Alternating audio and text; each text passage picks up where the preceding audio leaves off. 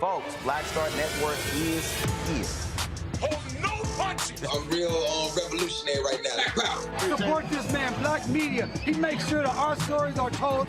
Thank you for being the voice of Black America, Roland. Stay black. I love y'all. All momentum we have now, we have to keep this going. The video looks phenomenal. See, this difference between Black Star Network and Black-owned media and something like CNN. You can't be Black-owned media and be scared. It's time to be smart.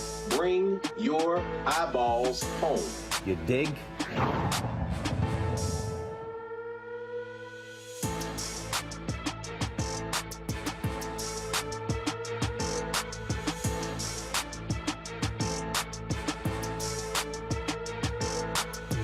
Today is Tuesday, December 13th, 2022. Roland Martin Unfiltered, broadcasting live here in Atlanta from the Global Hope Forum on the Black Star Network. Folks, over the next 2 hours, we will have an unbelievable array of people with some amazing conversations and words to inspire you no matter what area you're involved in. We'll talk to the head of the Small Business Administration for the Biden administration, talking about what they are doing to help Black businesses grow and prosper. Also, I sat down with Ambassador Andrew Young, and we talked about his life motivation and what it means to be focused in building a world for Black entrepreneurs. Also, Ben Chavis, who runs the NNPA. We talk about the importance of advertising Black-owned media and how Black-owned media must be working together as partners to make it happen. In our second hour, an amazing words from Bishop T.D. Jakes as we talk about how we are able to rethink how we are to operate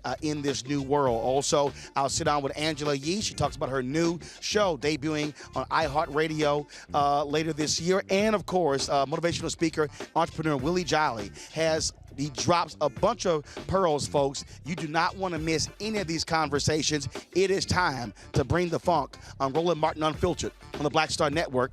Let's go. He's got it. Whatever the miss, he's on it. Whatever it is, the scoop, the fact, the find. And when it breaks, he's right on time. And it's rolling. Best believe he's knowing. Putting it down from sports to news to politics. With entertainment just for kicks, he's rolling. It's on Go, roll, roll, y'all. It's Roland Martin, yeah. Rolling with Roland now.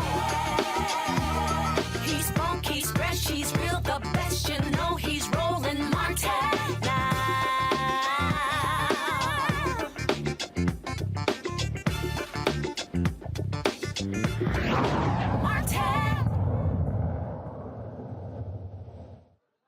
All right, folks, welcome to Roland Martin Unfiltered here on the Black Star Network. We are broadcasting from the Global Hope Forum. This is the 30th anniversary of Operation Hope. It has been a fantastic couple of days. We kicked this off on Sunday night with U.S. Senator Raphael Warnock.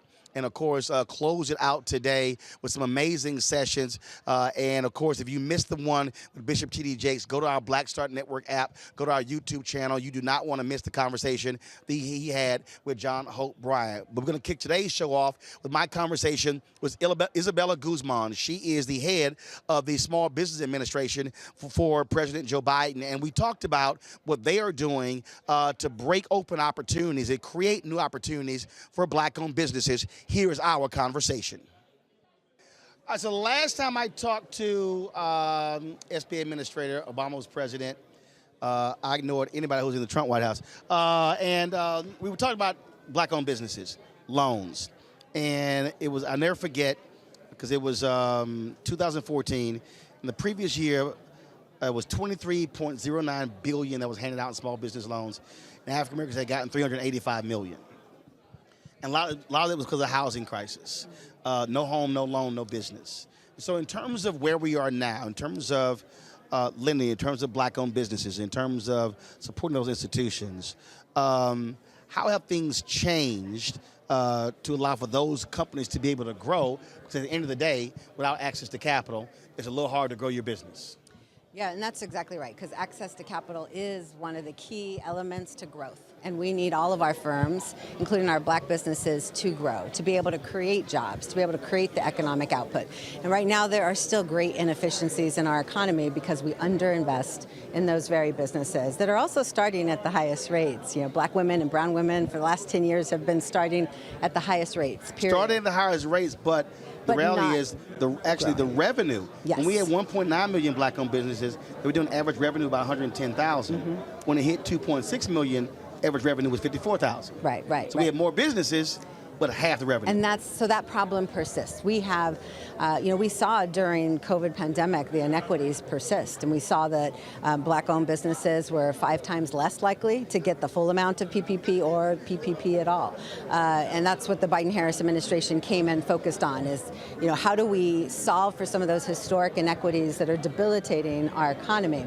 And President Biden, the very first thing he talked to me about was the fact that, if you don't have that accountant on speed dial or that banker on speed dial that can connect you to these programs, you're less likely to have the success outcomes that we need you to have as a country. But one of the issues that I saw, and also because, I talk to folks all the time, I have a marketplace segment every Tuesday where I feature Black-owned businesses, is that many of these Black-owned businesses, they had bank accounts, but did not have banking relationships with those banks. And so when it came to PPP, they were assisting folks who maybe already had lines of credit, had loans, and many of these Black-owned businesses didn't actually have that. And one of the other things is, it was based upon number of employees, when many Black-owned businesses had contract workers. Like in my case, I think I forgot what we had qualified for, but we had 5 or 6 full-time employees, but I actually had about 13 total people, but they were actually contract. Right. No, exactly. And I think, so this is the challenge, is that, we have to now take the learnings from PPP, what worked about it, that we finally went from an average of 60,000 borrowers at the SBA, to millions. While we can't replicate a forgivable loan with the kind of fees that were awarded to the lenders, we definitely want to be able to transform the programs. Half of Black businesses, Federal Reserve says go online. line before they go to a bank. And those types of statistics point to the fact that we need change in our programs. And so I'm proud that we have launched regulatory reform to expand the distribution network. We need competition in this space so that more small businesses can access capital. We've also changed the rules on the core program Community Advantage, where we do over-index and provide more support to black businesses. We need to scale that, though. And so we're providing those same types of simplification around eligibility, around underwriting, to our core 7A program so that we can hopefully drive more banks, more lenders into the system overall and get more of our businesses with capital. How have you also used the weight of the federal government to get through these banks? This is what I mean. When Maynard Jackson was mayor of Atlanta, one of the things that he did was he called the banks in and he said, look, these are black businesses that have contracts with the city, but they can't float their businesses for 6 months. And so he said, you should be extending lines of credit. Well, the bank said, no, we're not doing it. So he said, fine, to the city treasurer, fine. Remove the city money out of their banks. So what happened was, he said, you are benefiting from taxpayer dollars with the deposits into your banks. He said, and so when he did that, he forced them to have to deal with these businesses.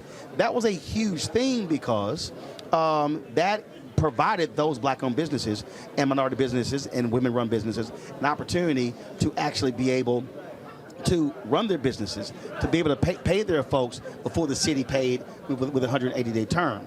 When I was in Illinois running the Chicago Defender, I mentioned that to then Governor Rob Blagojevich.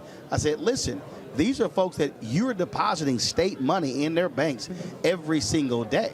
I said, you can create something where you say, hey, here are businesses that are getting state contracts. We can make it a requirement for you to actually work with them.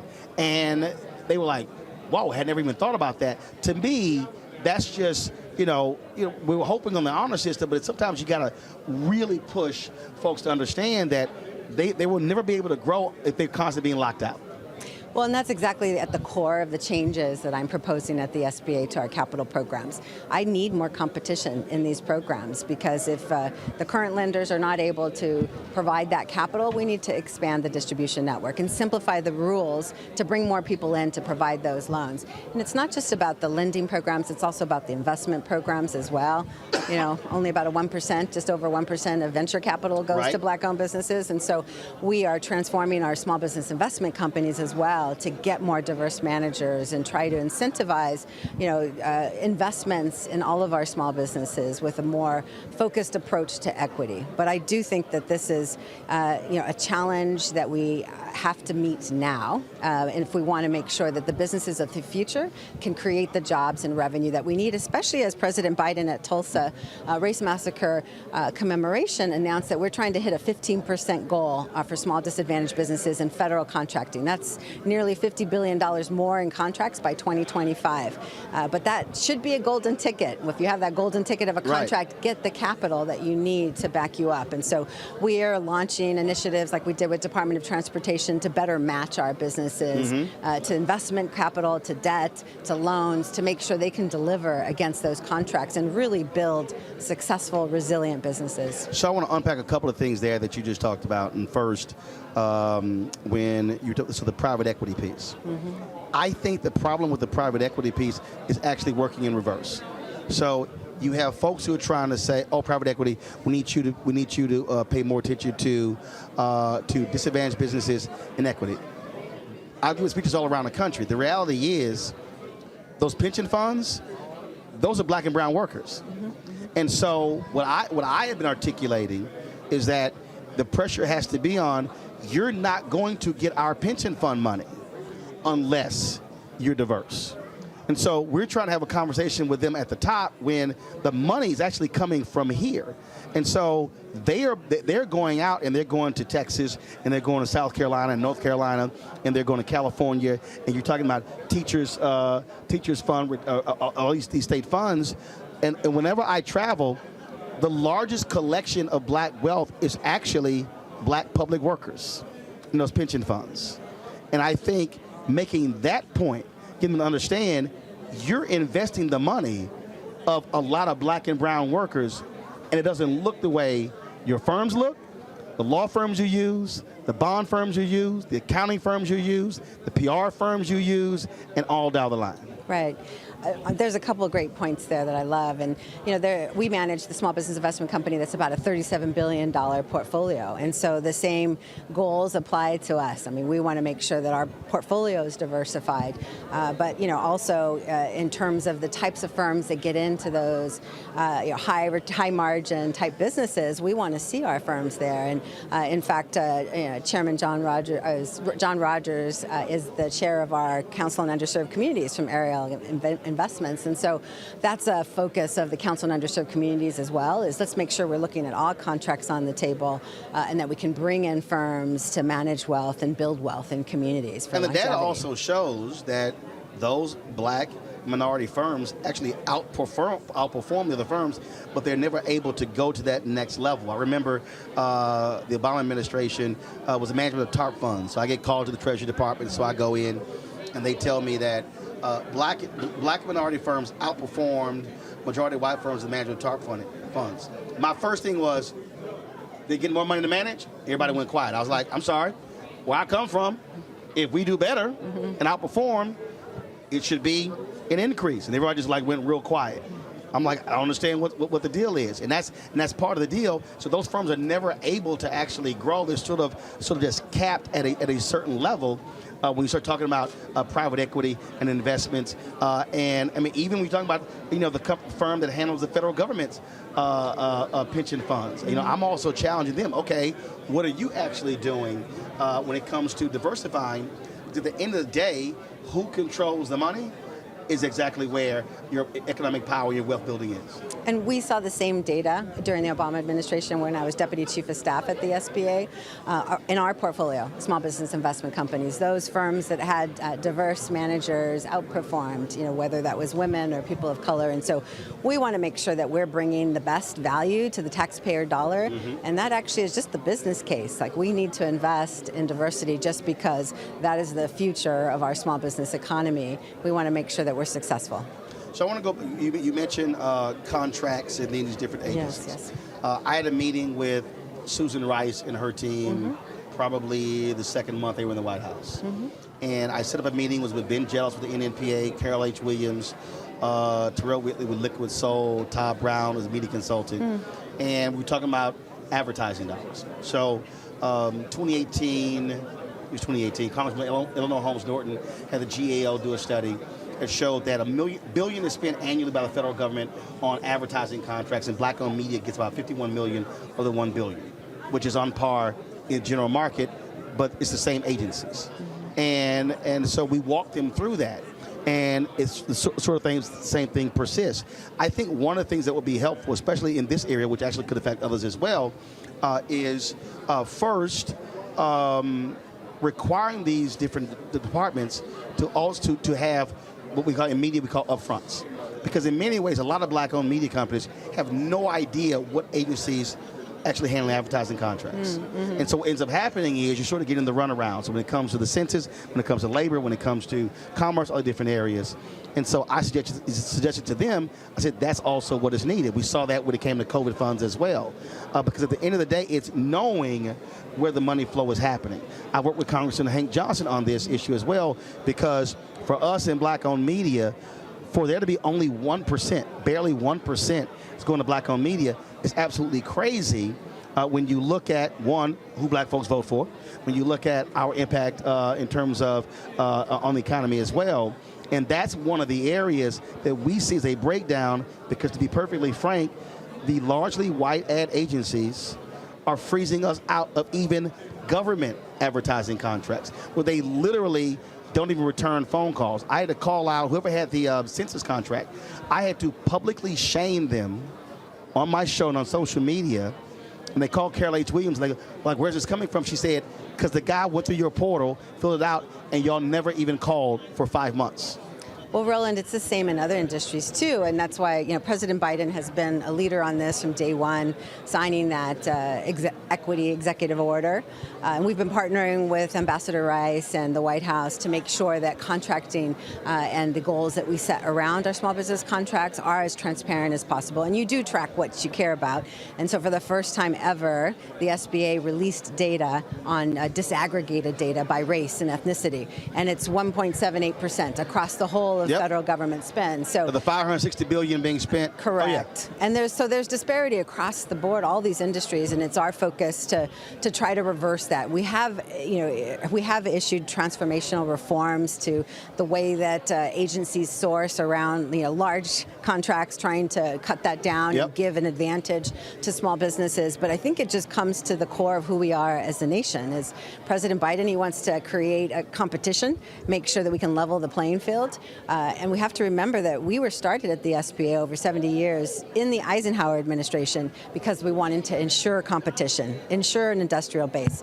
And another data that's important to remember and why it's really a call to action is that we've seen a 40% decline in the number of small business contractors doing business with the federal government. We need them. Right. Absolutely. We need them to fulfill our mission. And so that's the goal of the SBA under my leadership, is to make sure we can drive change in contracting to attract them back, but give them a pathway forward. And I will say one more thing for folks who are interested in doing business with the federal government is, we at the SBA have business opportunity specialists at our 68 district offices around the country. And we are trying to do a better job in 2023 to make sure that they leverage the great research resources that we have, because we have procurement center representatives who analyze every contract that's coming down the pike. We need to get that information out there better so that firms who are in these various industries with great disparity can have access to knowledge and information. Well, look, I work with the Black-owned media consortium that drives this area, so we would love to somehow meet later and partner on this, because our whole deal again is like, look, this is an opportunity to change the game. We've actually forced General Motors, McDonald's, Target, other companies to actually go from 1% to create commitments from 5 to 8 to 10 That's and great. 12%, largely for being called out. So our deal is like, we don't want to always call folks out, but this is frankly, our whole deal is this is the only way we can see this pool expand for us to be able to grow and build and be able to build capacity. Well, we're committed to the same because we know that the future of our economy is really dependent on it. It's a business case more than anything else as well. And so I think it's, beyond just the right thing to do, it's what the economy needs. And these large corporations, as well as the federal government, are using the power of the purse to be able to build up our economy from the bottom up and the middle out, as the president says, which is a startup. All right, well, let us know what we can do. We certainly can drive it, because this is, we deal with this on my show all the time, really about building our Black-owned businesses. And not, I tell them all the time, I say, I'm not interested actually more. People think I'm crazy. I said, no, I want to build them from just being having one employee to really having 20, 30, 50, 100, 250 to be able to be much larger. Yeah, and Carla Harris did that incredible study at Morgan Stanley. It's a $4.4 trillion inefficiency in our economy. I mean, that would really create more leadership for the United States. Oh, absolutely. All right. So I'm looking forward to it. Thanks you. A lot. Thanks for having me. All right, thank you.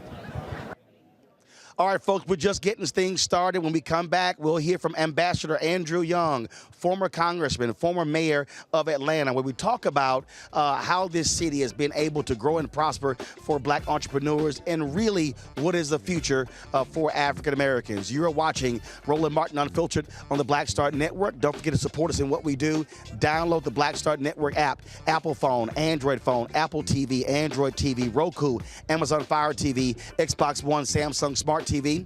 Be sure to join our Bring the Funk fan club. Your dollars make it possible for us to do what we do. So please send your check and money orders to P.O. Box 57196, Washington, D.C. 20037-0196. Cash App is $RM Unfiltered. PayPal is R Martin Unfiltered. Venmo is RM Unfiltered. And Zelle is Roland at RolandSMartin.com, Roland at RolandMartinUnfiltered.com. And be sure to get your copy of my book, White Fear, How the Browning of America is Making White Folks Lose Their Minds. Available at all platforms, Amazon, Barnes & Noble, Target. Download your copy from Audible. We'll be right back.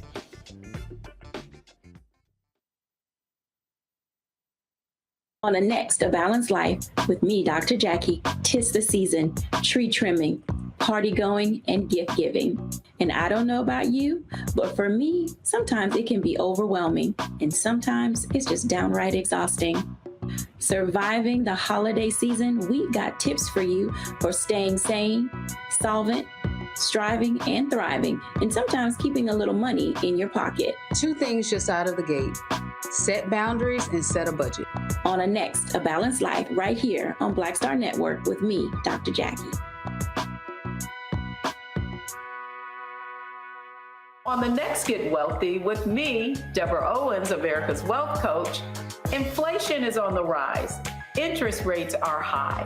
Can you still thrive during these uncertain times?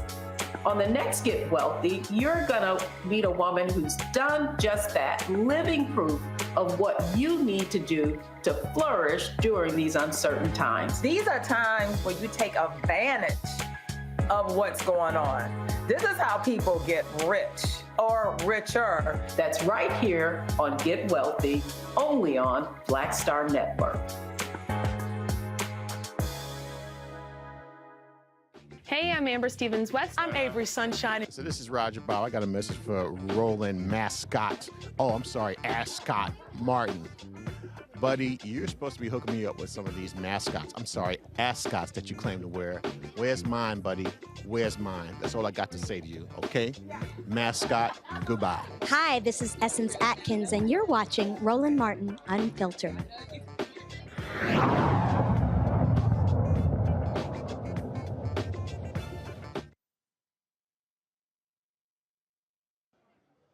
All right, folks, welcome back to Roland Martin Unfiltered here on the Black Star Network. We are at the Global Hope Forum here in Atlanta. Ambassador Andrew Young, 90 years old, an amazing life he has led. It is always great to talk to my alpha brother, and we had a chance to catch up on yesterday, and here is our conversation. Ambassador, Mayor, Congressman, Alpha Man, how you doing? I'm all right. Rolling through, doing what you do. I guess so. Doing the same thing for a long time, and I don't get tired. But that's a good, was that Mahale? No, that's, I don't feel no way. Right. Come too far from where we started from. Well, it's so funny. I was in the green room area, and so this woman walked up, your wife Carolyn. She says, "Oh my God, you're looking great. You're losing weight." I said, "Yeah, he over there in that scooter. She trying to keep up with him." She's like, "Yeah, she said he keep me moving." Yeah. Well, it was either that or get 2 knee operations, and I'm not afraid of surgery, but I'm afraid of anesthesia. And when you get 90, you don't want anything fooling with your mind. Right. I mean, you got enough crazy stuff going on in your life, and ether just didn't seem like it was a healthy addition. Right.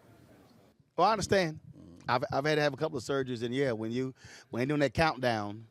Well, the last surgery I had, I didn't go under ether. I let them do it with local anesthetic, and I watched. Wow. Mm-hmm. Wow. But it wasn't internal. It was on my arm. I got it, yeah. Well, I had a torn right labrum. My man he was giving me all the instructions if something go wrong, and I said, now, something go wrong, these instructions don't mean a damn thing to me. I said, so you may want to record it for the family. He bust out laughing. He went, I ain't never thought about it that way. I was like, I said, you give me these instructions, don't do nothing for me. But it was all good. It was all good. We're back here at Hope Forum. Mm-hmm. And one of the things that everybody that speaks, that I've heard speak so far today, starts off with, I'm a business owner. And that's impressive to me. Mm-hmm. And I don't know what kind of business is, and it might not be that big, but everybody's trying to find their place in a free enterprise society, and that's extremely good. Well, the thing that I spend a lot of time on my show and all platforms, even in my speeches and everything, is trying to get our people to understand that the last 5 years, really the last 5 years of Dr. King's life, I said, guys, if you really take your time, he was talking about economics. Yeah. He was talking about, I said that I Have a Dream speech was an economic speech. Yeah. I said, you got to read Where We Go From Here. I said, we get that, look, the mountaintops, that was a 43-minute, 16-second economic speech. Yeah. But Martin's daddy was a businessman. Right. Helped start a bank and had a couple of funeral homes, and Ebenezer built public housing, as part of the church mission. And his granddaddy, who was treasurer of the National Baptist Convention when there was 6 million members. So they've always been very much aware. Now that he had a reaction that I inherited from him, and only because he didn't believe that he should have money. And he didn't pay us but $6,000 a year, but that's all he would take from his church. And if I had married a school teacher with a good job, a master's degree, and a good pension, I'd be in real trouble. But I married 2 school teachers. Yes. Both of them had pensions. Both of them had master's degrees. There you go. There you go. But the thing that... But let me say yes. The difference. And this is one of our problems in the nation. My first wife's master's degree was from Queens College in New York. She didn't pay but $16 a semester, and that was the registration fee. And that's all it cost. $32 for our master's. Carolyn's master's was at Georgia State, and already it had gone up to about $1,000. So 10 years later. But now a master's degree costs you $25,000, $30,000 at least. Yeah, at least. Some places $25,000 a year. Yeah. No, I mean that. Right. Well, $25,000 a year is low now. Right. That's what I'm saying. That's low. Yeah, and you start talking about the Ivy League schools. Well, my grandchildren are applying to college, and it's driving me crazy, because they apply to these colleges that are good colleges, good schools, but I look at the tuition, and it's $72,000 a year, $60,000 a year. Nothing. Well, that's more than I make. Right. And I don't want to see them come out of school and be strangled by death. And it absolutely is I call it invisible shackles. Well, and it came from Ronald Reagan. Mm-hmm. In California, Ronald Reagan decided that school was too cheap, and there were too many people wanting to get into colleges. What we did in Georgia was different. We expanded the colleges, and we probably have 1 million college students in Georgia now, under the Hope Scholarship, so that anybody that keeps a B average and can make 1,200 on an SAT can go to college free. The reason I keep, and we're talking about money, we're talking about how this company works. I always tell people, if you ain't talking about money, you ain't having an American conversation.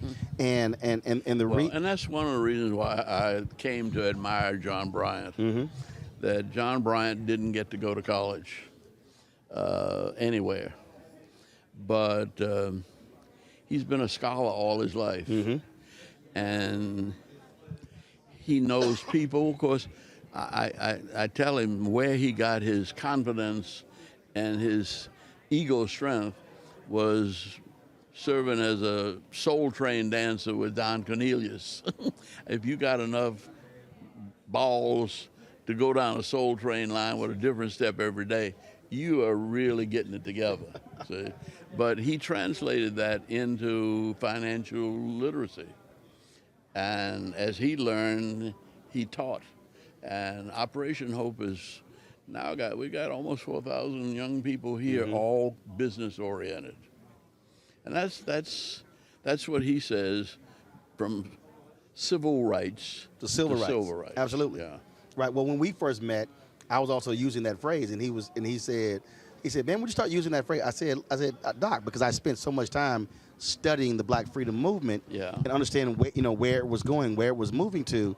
And I said, I just think that one of the things that if we're so fixated on political power and you do not focus on economic power, then we're losing out on really what drives this country. Very much so. And even in our HBCUs, I think Atlanta University was the first one to have a business school. And that wasn't until the 60s. Mm-hmm.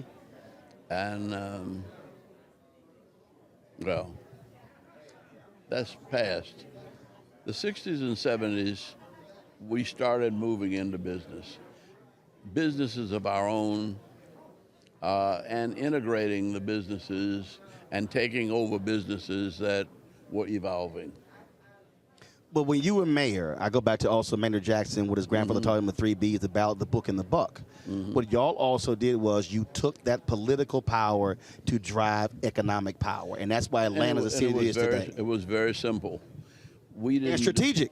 We didn't do anything unless 25% of every contract was done by a minority or female-owned company. And I increased it up to 35%. When I came in, when we had the Olympics, we got it up to 41%. It was running about 50-50, but I'm afraid it's slipping back. Because when you're not pushing forward, you quietly slip back. And but like the Atlanta airport, I went out to the Atlanta airport. Now the Atlanta airport is the largest in the world.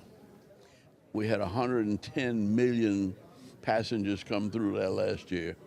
The gross impact was $66 billion. Atlanta itself is a $400 billion economy.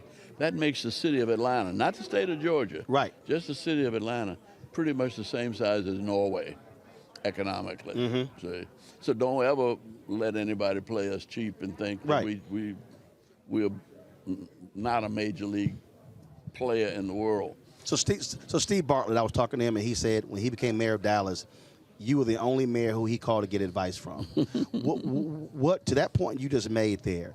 What would you say? What advice would you give? Or do these young black mayors who are coming in, Little Rock and Birmingham, in Jackson, Mississippi, and other places? You got the largest 4 cities in America right now with black mayors. And all of those small cities. See, one of the reasons why Warnock was able to win was we got mayors, they all happen to be from Morehouse, in Savannah, Columbus, Macon, and maybe even Augusta, and Thomasville. But the other thing, Atlanta now has 7 million people. When I was mayor, we were just getting to 1 million. And so it's rough adjusting to that now. But we took it in steps, and we were able to expand the infrastructure as we did it. Right now, we're being hampered by the transportation infrastructure. What do you say to those new black mayors who don't have the same tools that you had or Maynard Jackson had when it came to set-asides, when it came to, in terms of trying to drive black business in their cities? What advice you give for them? First place, there's really almost no such thing as black business. There's business. And you want to get business. You want to help business in your city. And frankly, the new restaurants are Vietnamese, Korean, Persian. We're becoming an international culture as well. And so there's another kind of lateral integration that we need to maintain. Now, fortunately, in Georgia, most of the minorities coming in have followed our lead and taken part, and they voted for Warnock. We also had a Vietnamese woman, a Korean woman on the ticket that did not win. And there were, of course, Stacey Abrams did not win. And it wasn't that we didn't work hard enough.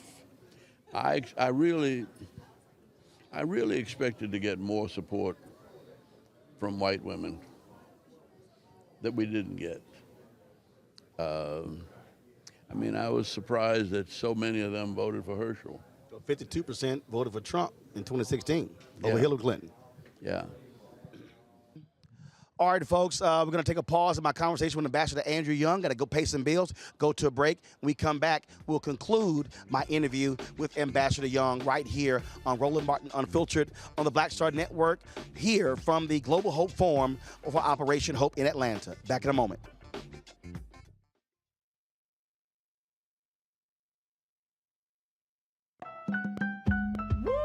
We're all impacted by the culture, whether we know it or not. From politics to music and entertainment, it's a huge part of our lives, and we're going to talk about it every day right here on The Culture with me, Faraji Muhammad, only on the Black Star Network. When you talk about blackness and what happens in black culture, we're about covering these things that matter to us, speaking to our issues and concerns. This is a genuine people-powered movement. There's a lot of stuff that we're not getting. You get it, and you spread the word. We wish to plead our own cause. Too long have others spoken for us. We cannot tell our own story if we can't pay for it. This is about covering us. Invest in black-owned media. Your dollars matter. We don't have to keep asking them to cover our stuff. So please support us in what we do, folks. We want to hit 2,000 people, $50 this month, raise $100,000. We're behind $100,000, so we want to hit that. Y'all money makes this possible. Checks and money orders go to P.O. Box 57196, Washington, D.C. 20037-0196. The Cash App is $RM Unfiltered. PayPal is R Martin Unfiltered. Venmo is RM Unfiltered. Zelle is Roland at RolandSMartin.com. Hi, this is Essence Atkins. Hey, I'm Deion Cole from Blackish. Hey, everybody, this is your man Fred Hammond, and you're watching Roland Martin, my man, Unfiltered.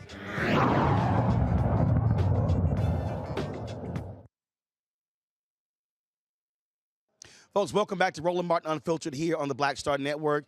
Here is a continuation of my conversation with Ambassador Andrew Young. So looking forward, you've been in every facet, civil rights, politics, to that particular point. My book is called White Fear, How the Browning of America is Making White Folks Lose Their Minds. And I talk about the demographic shifts. And what we're dealing with is the reality of this fear of losing power, losing control. Well, and there's a difference between control and influence. And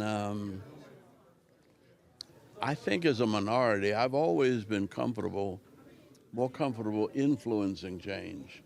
I don't want to be in control making the change, but I want to set up the mechanism.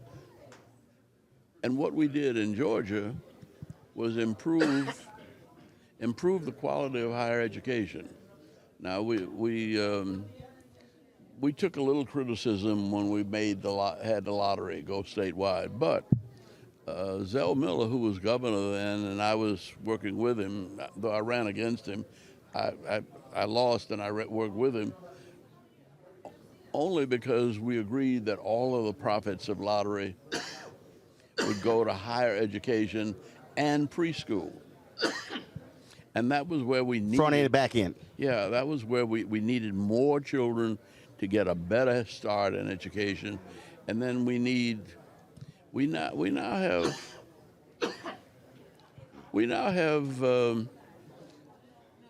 probably have close to 1 million college students in Georgia now. I'm going to go back to what you said, rather influence than control. But the reality is, by having black mayors, y'all had the control. You had the power. No, we didn't. No, you really don't. So how did it happen? Well, no, it happened because we used our influence. That there is no such as a dictatorship. Now, we had a majority black population, and we had the best ideas, but nobody who saw the airport we were building could be against it. It's because that's one thing most people don't know. We didn't use any government money in the airport. No government money. We went to Wall Street, and we got private money. And it was a partnership between the city and Delta Eastern. See, when we borrowed money on Wall Street, the tombstone, they call it, had Delta Eastern, United American, down the line, Marriott, parking lot, the Hertz, and things like that. Everybody was on the list, and at the bottom was City of Atlanta. When I asked why we were at the bottom, they said, well, before you liable, everybody else has to go bankrupt. You were like, good idea. Yeah. And, but we have been able, we've gotten so much money from Wall Street, I can't find a number. Wow. See, I mean, it's billions of dollars. Kasim Reed, I think, probably got the most, and he talks about $8 or $9 billion that they got from Wall Street for the expansion of the international terminal. I remember getting only 400 million, just a measly 400 million to do the A concourse and finish the D concourse, and I was on the 4th runway. See, the 5th runway, I think we're on the 7th runway now. Wow. So, and all of that requires money, but we have the airline support and we have the passenger support. So you can't go anywhere in America without coming through Atlanta almost. That's true. I used to tell. I try not to. I like direct. No, well, yeah, but that's what we did. We decided we would be the hub. Right. And everybody would have to come here and change, and then you can go anywhere in the world from Atlanta. That's true. John Hope Bryant talks about Black America needs a reboot. I often talk about how we need to be reprogrammed. Moving forward, looking at where we are, knowing full well where we are in 2022, moving forward, you've seen a whole lot, you've experienced a whole lot. What do you say to that 20, 25-year-old African-American, that 40-year-old African-American, in terms of where we should be with our thinking over the next 20, 30 years? What do you see? Well, what I tell him is that Martin Luther King knew what he was doing, that W.E.B. Du Bois knew what he was talking about, see? That Howard Thurman understood that all of this was essentially a spiritual phenomenon, and it was driven by our faith, and that I'm 90 years old. I don't give a damn what you all do in the future. I'm going on to glory, and I'm thinking about how to get into heaven. See, and I'm not giving up on this country, but I did what I had to do, and I enjoyed every minute of it. And there was no suffering. Well, they say, earth hath no sorrow that heaven can't endure. And I've been doing it, and I've learned from it. And I think that's the wonderful thing about life. You go into the fiery furnace knowing you're not going to get burned, but you got to go through the fire, and hopefully you know the Lord is with you. It will lead you through that fire, but I don't know what the fire is going to be. But I'm not the least bit pessimistic or cynical. I think things are better now than they've ever been.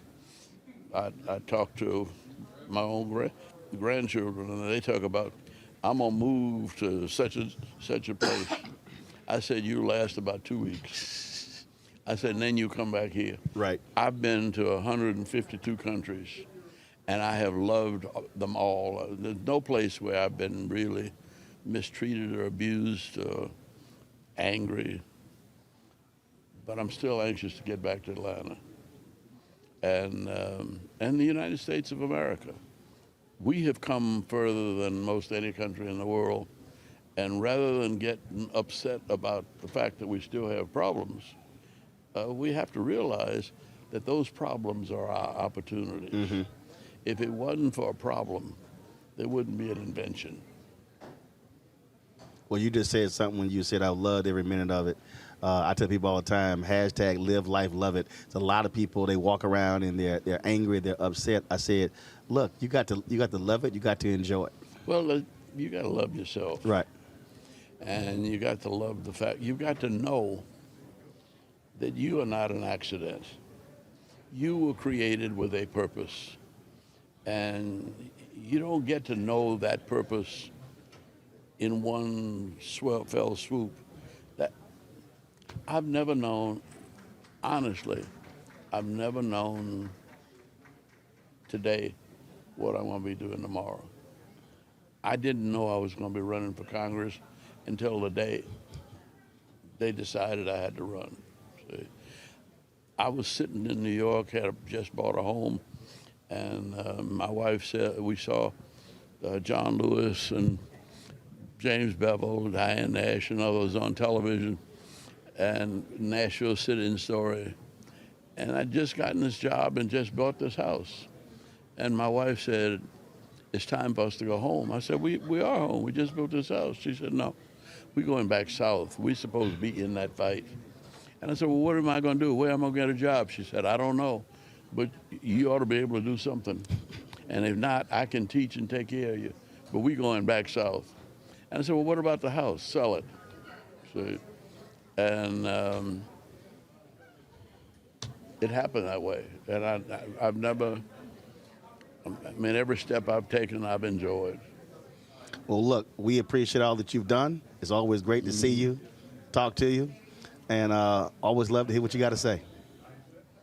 It's good to see you. Keep representing Alpha, man. Okay. I appreciate it. Very good. Yes, sir. Okay, what kind of ring is that? Oh, I got this my 30th anniversary gift of Alpha. Okay, really? Oh, yeah. So I got my my chapter on it, my name, my line number. Well, you know, I don't know. I joined Alpha in 1950. So how many years does that make me? You're 72. That's right, yeah. I'm 33. Okay, well. I got some catching up. I ain't got no ring. I'll hook you up. No, I'll hook you up. And actually, and Omega owns the company, okay. but I told him we'll help him out. In fact, I don't even have a fraternity pin because the little girl I was going with took it from me at Howard 70 years ago. Well, matter of fact, I can arrange to get you a new Alpha pin. I'll call national office. Okay. I appreciate it, Ambassador. All right. Thanks a lot. Thanks a lot. Well, folks, I'll be sure to try to get Ambassador Young one of these Alpha rings. It's always great to see him and great to talk to him.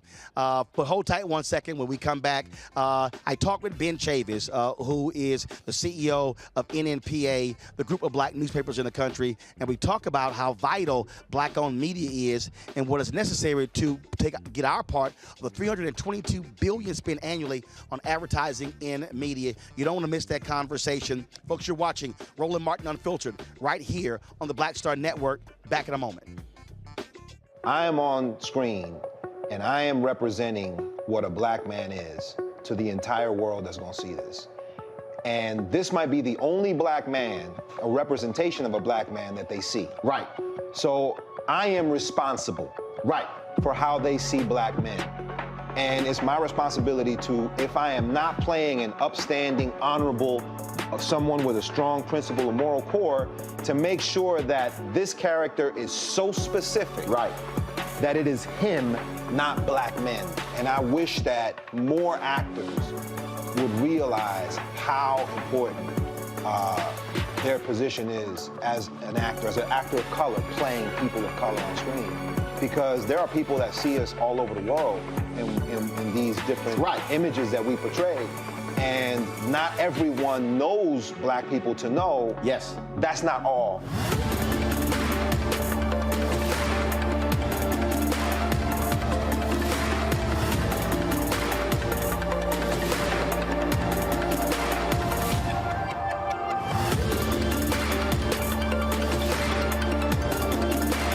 This is Judge Mathis. What's going on, everybody? It's your boy, Mac Wild. Hey, what's up, y'all? It's your boy, Jacob Lattimore, and you're now watching Roland Martin right now. Yee.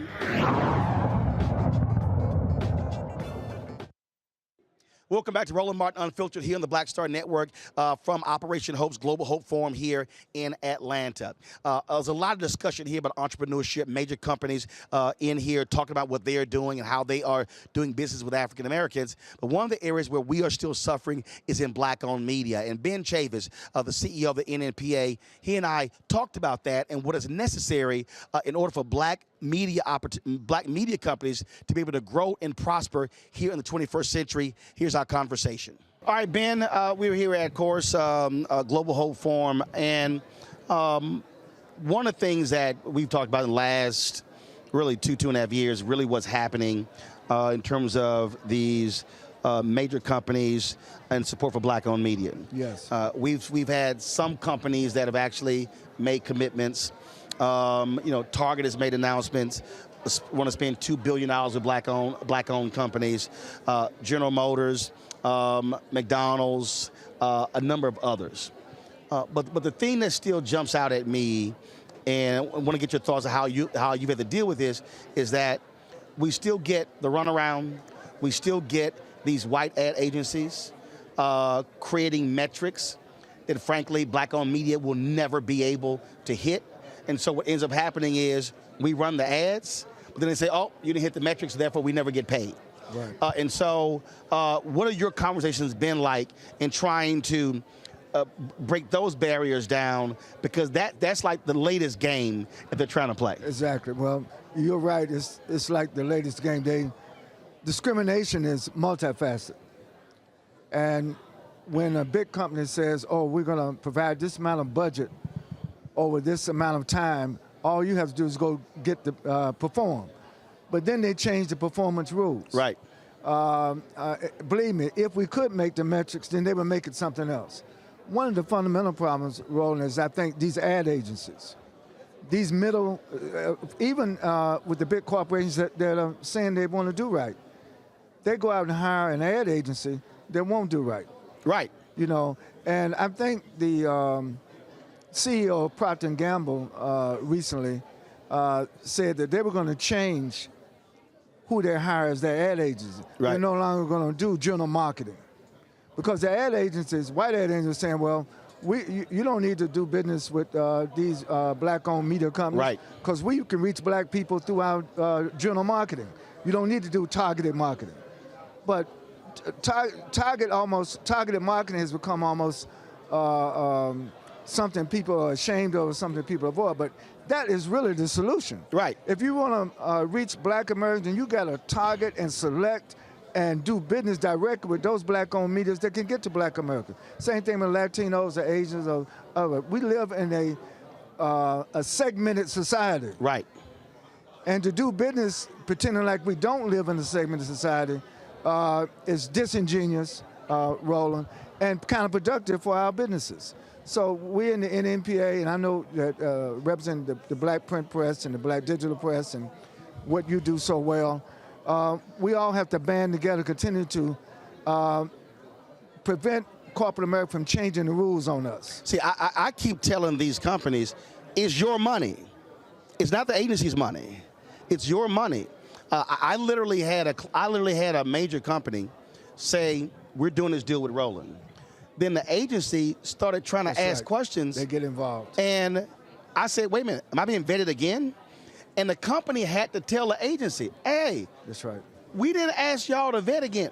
We're doing this deal with Roland. Y'all supposed to just process the paperwork. That's right. But they literally were trying to block it. And I'll tell you, it's even been a struggle dealing with black folks in these agencies, throwing up barriers as well. Because black folks in the agency, they don't own the agency. They are hired hands to block. I run into so many persons of color who's supposed to be facilitators wind up being blockers, because that's what they're hired to do. Right. You know, and I think that's something that needs to change. Either we need to band together and form our own ad agency. So this is another thing. You know, there's been a serious decline absolutely in black-owned ad agencies. And the agencies that have taken the place of black-owned agencies are not treating African-American-owned media fairly. Yeah, absolutely. Look, I've said, and I've talked to Carol H. Williams about this, and I've said that we should be operating as a collective and going to these agencies and saying, look, this is the month. We'll separate it here. Send it to a Carol H. Williams that understands how we operate. Exactly. I understand, because she's still independent. There's no major ad agency that owns equity stake in her company, because that's also important as well. And it's just, and again, I just, people don't understand, and I get people who come at me, man, you trying to sit here and get the white man's money. I said, well, first of all, fool, there's no media entity that operates without advertising. That's right. Advertising is the backbone of media. So to act like we can't make demands of companies to advertise when they want black market share is stupid. Right. Well, again, I think sometimes we should not apologize for demanding that we have access to wealth. $322 billion spent a year on advertising, and black-owned media getting 0.5%, barely. We're doing this interview at the Hope Global Forum. And I admire what John Hope Bryan is doing, because it opens the door to at least for people to understand what business at a $1 billion and $1 trillion level looks like. You know, part of our problem, Roland, has been African-American-owned media has been triaged. And we wind up getting the crumbs off the table. That has to change. Going into 2023, 2024. Right. We've just seen in Georgia, if it had not been for the black vote, Georgia would be going in a whole different direction. But the same thing happens on the political side. That's when right. it comes to political advertising. Sinclair Media announced that they were going to make this year alone, with all of their stations, $340 million just on political advertising. Just on political advertising. And even in political game, because what happens is the same white ad agencies controlling the media dollars in politics. Right, exactly. So the same thing happens there. And so you had black newspapers not seeing any ads until middle of September. That's right. Election was in November. That's right. But we're seeing 60, 70, 80 million being spent on television ads because the media strategists get paid on the TV buys and not when it comes to the advertising. It goes to what you said initially about what I would call metrical discrimination. You know, there's a digital gap, there's a metrical gap, but undergirding all these gaps is racism. Right. It's systemic racism. I mean, look, if we can't market and we can't advertise, well, then we're not going to pick up more eyeballs. Exactly. But if you don't have the dollars to market and advertise, because the reality, what people don't understand is CNN advertises, Fox News advertises, MSNBC advertises, not just on their channel, because they're generating the money. That's right. So if I can't advertise my show on other platforms to pick up more eyeballs, it's going to have to be an organic sort of thing. I had one company literally put in the deal, I needed to have 11 million impressions. Over what time period? Over an 8-week period. But here was the crazy part. Then they said, well, we don't want the ads running on Roland Martin Unfiltered. We want it running on these 2 shows on his Black Star Network. They were new shows. Yeah. And I said, that's the setup. And I literally said, oh, hell no. I literally called the company. I'm like, no, we got a problem. And they were like, we understand you upset. I'm like, yeah, I'm upset. I said, because then it was like, well, brand safe. Well, because you cover politics and news, you got opinion, that's not brand safe. And I'm like, interesting. But I'll see pharmaceutical ads on Fox News. Is that brand safe? I see opinions given on Morning Joe. Right. Is that brand safe? Right. Well, one way to break some of this up, Roland, I think is that we have to look at what we provide to corporate America. We're consumers. We overconsume on social media, yet we don't own any of these social media channels. Nope. We, a lot of the companies that refuse to deal directly with you and other black-owned media, they benefit from the consumerism of black buying power. We just went through, quote-unquote, Black Friday. Everybody went into the black except black people and except black-owned media. Now, the stores that benefited from the mass consumerism on black, you would think they would say, well, wow, we're making all this money off black consumerism. Least we could do is to support black-owned businesses. So I think we have to have direct relationship with these companies without the third-party ad agency. Number two, I think we need to do, you remember when Nielsen used to do this research? Nobody's doing the research. We need to partner with HBCUs like Howard or here in Clark, Atlanta, that has research capacity. We need to be doing our own polling, Roland. We need to be doing our own stuff because we need to leverage what we do in the marketplace over against how they do business with us. This panel we just had with John Hope Bryan and Andy Young and others, and the president of CEO of Delta. It's about building these relationships. We got to have the right business relationship, not charity. We're not asking for charity. This is business. Right. You know, and they're making huge profits off of the consumerism of black people. So that's what needs to be changed. Also, I think, and I've said this to Mark Morial, the National Urban League. I've said to Derek Johnson, NAACP. I also believe black organizations should establish what I've been calling a racial index. And what I mean by that is these companies, right, it's a report card. These companies and the CEOs want to come in, they want to speak on panels, they want to tout what they're doing, but it needs to be literally a series of questions asked. What is your black-owned media spend? Are you allocating at least 5 to 8%? Not even the population number, but at least 5 to 8%. What is your spending on? Are you using any black event planners, PR companies, transportation companies, catering companies? Really establishing that, because that's how you change the game. Exactly. It comes down to the annual contracts. I told another company, they said, hey, we allocated $500,000. I said, yeah, but that's not a multi-year deal. I said, I can't plan for 2023 and 2024 based upon a one-time deal. Exactly. Yet I'm seeing you do deals over here. And then they say, well, we don't do multi-year deals. I said, oh, yes, you do.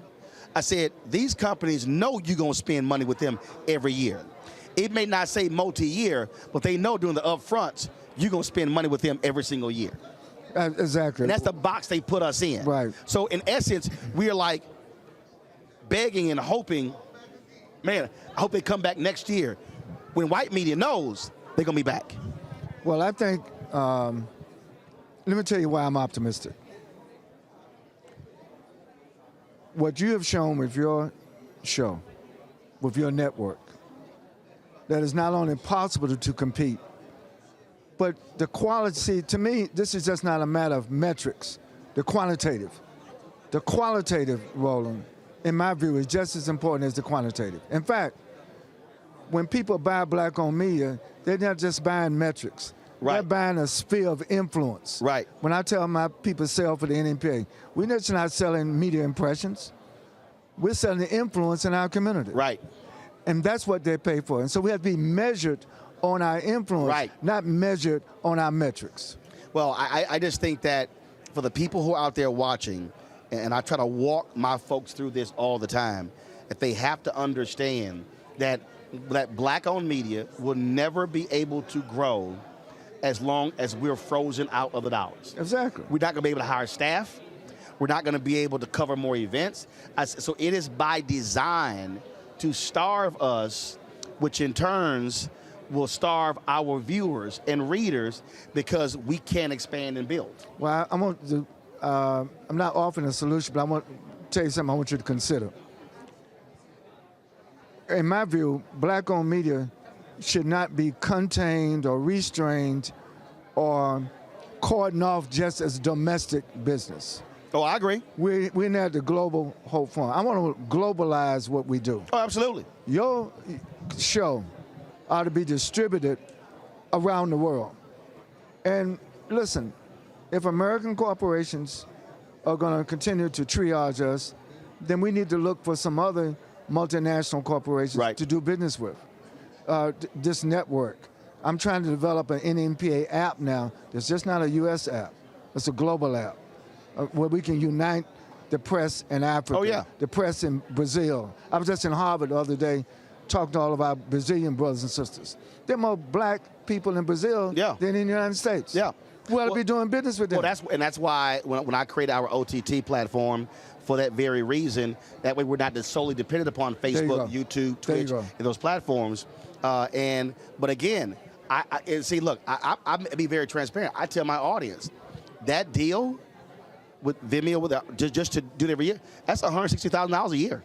So that app, that's what it costs. Yes. And so I try to walk our people through, understand those are hard costs that have to be paid. No question. And as long as we're frozen out of the money piece on the advertising side, that's going to make it even more difficult. Well, listen, again, everybody throws around that number that African Americans spend $1.2, $1.3 trillion a year. But it's just not what we spend, but how we spend it and who we spend it with. Yep. I really think another call to action, Roland, is for us to make it available so people in our own community should be investing in black-owned media. Yep. I discussed it with Robert Smith. He's a black billionaire. We have several black billionaires. In my view, I know they have to, if you own a hedge fund, if you own there's certain disciplines you have to do. But I also believe that the call to financially support black-owned business by African Americans is a call that we have to continue to make. Oh, absolutely, and that's because the reality is, a lot of those same folk, when they get in trouble, they want to call us. Oh, absolutely. To do stories. It happens all the time. How do you think this is paid for? It happens all the time. Yeah, and so I'll tell folk. And look, I got my Bring the Funk fan club, and it was a black ad agency that sued another firm, and so the brother called one of my guys, and he's like, you know what, we want to do this with Roland, and my guy said, Roland had you on the show almost an hour. He said, and pushed it out to social media and everything, and he said, and you haven't even bothered to contribute $50. He said, so you want him to help you. That's right.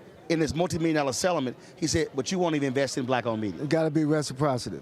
Ben Crump and I talk about this all the time. A lot of these cases and settlements. And he's trying to build a national law firm like John Cochran. Right. And I'm saying, great, but we got to work together to make sure that the financial support is there. There you go. Because one thing for sure, freedom is not free. Nope. Justice is not free. Equity is not free. It costs. Yep. And one thing now, the disproportionality, we're spending. Right. But we're not receiving a return. That's right. The ROI. And that's what I tell return on investment. That's the return on investment. ROI. All right. Ben, we appreciate it. I think 2023 should definitely be the year where black-owned media accepts what Dr. King talked about, the collective. Absolutely. In that speech on April 3rd, 1968, where he said individually black people are poor. He said, but collectively, we are one of the largest economies in the world. That's right. We have to operate as a collective and not in our silos. So, Roland, let's find time to huddle. The owners of black-owned media, we need to huddle in all different formats. Because that's another thing. Sometimes they play off the formats. Like there's stuff going on right now in NABOB. Black-owned radio, man, is struggling to survive, at this time. Yep. So we need to huddle among ourselves. Sounds good. All right. Thank you, Appreciate man. it. Thanks so much. God bless. All righty. All right, folks, great to chat with Ben, and I really do hope that in 2023 we see Black-owned media come together as a collective to be able to get our fair share. But folks, look, we just got started. The second hour is going to be even more powerful than the first hour. Coming up next, Bishop T.D. Jakes, Angela Yee, motivational speaker, author, and entrepreneur Willie Jolley are going to blow the hinges off the door in our second hour here from Operation Hope's Global Hope Forum here in Atlanta. You're watching Roland Martin Unfiltered on the Black Star Network. Don't forget, support us in what we do. Download the Black Star Network app, Apple phone, Android phone, Apple TV, Android TV, Roku, Amazon Fire TV, Xbox One, Samsung Smart TV. Join our Bring the Funk fan club. Your dollars make it possible for us to do what we do. So please send your check and money order to P.O. Box 57196, Washington, D.C. 20037-0196. Cash App, $RM Unfiltered. PayPal is R Martin Unfiltered. Venmo is RM Unfiltered. Zelle, Roland at RolandSMartin.com, Roland at RolandMartinUnfiltered.com. And don't forget to get a copy of my book, White Fear, How the Browning of America is Making White Folks Lose Their Mind. Available on all platforms, Amazon, Barnes & Noble. You can get it from Target, and you can also download a copy from Audible. We'll be right back. Next on The Black Table with me, Greg Carr, we welcome the Black Star Network's very own Roland Martin, who joins us to talk about his new book, White Fear, How the Browning of America is Making White Folks Lose Their Minds. The book explains so much about what we're going through in this country right now, and how, as white people head toward becoming a racial minority, it's going to get, well, let's just say, even more interesting. We are going to see more violence. We're going to see more vitriol, because as each day passes, it is a nail in that coffin. The one and only Roland Martin on the next Black Table, right here on the Black Star Network. Hey, what's up, everybody? It's Godfrey, the funniest dude on the planet. Hi, I'm Israel Houghton. Apparently, the other message I did was not fun enough. So this is fun. You are watching Roland Martin, my man, Unfiltered. Welcome back to Roland Martin Unfiltered on the Black Star Network. Folks, Bishop T.D. Jakes has 1,000 titles. He is a pastor. He is an author. He is a filmmaker. He is a producer. Whatever he puts his mind to, he can do it. Now he's involved in real estate development. And so he and I had an opportunity to talk after he was on the panel here at Operation Hope. If you missed it, go to our app, go to the YouTube channel. It is an amazing conversation he had with John Hope Bryant. But here's my chat with Bishop T.D. Jakes.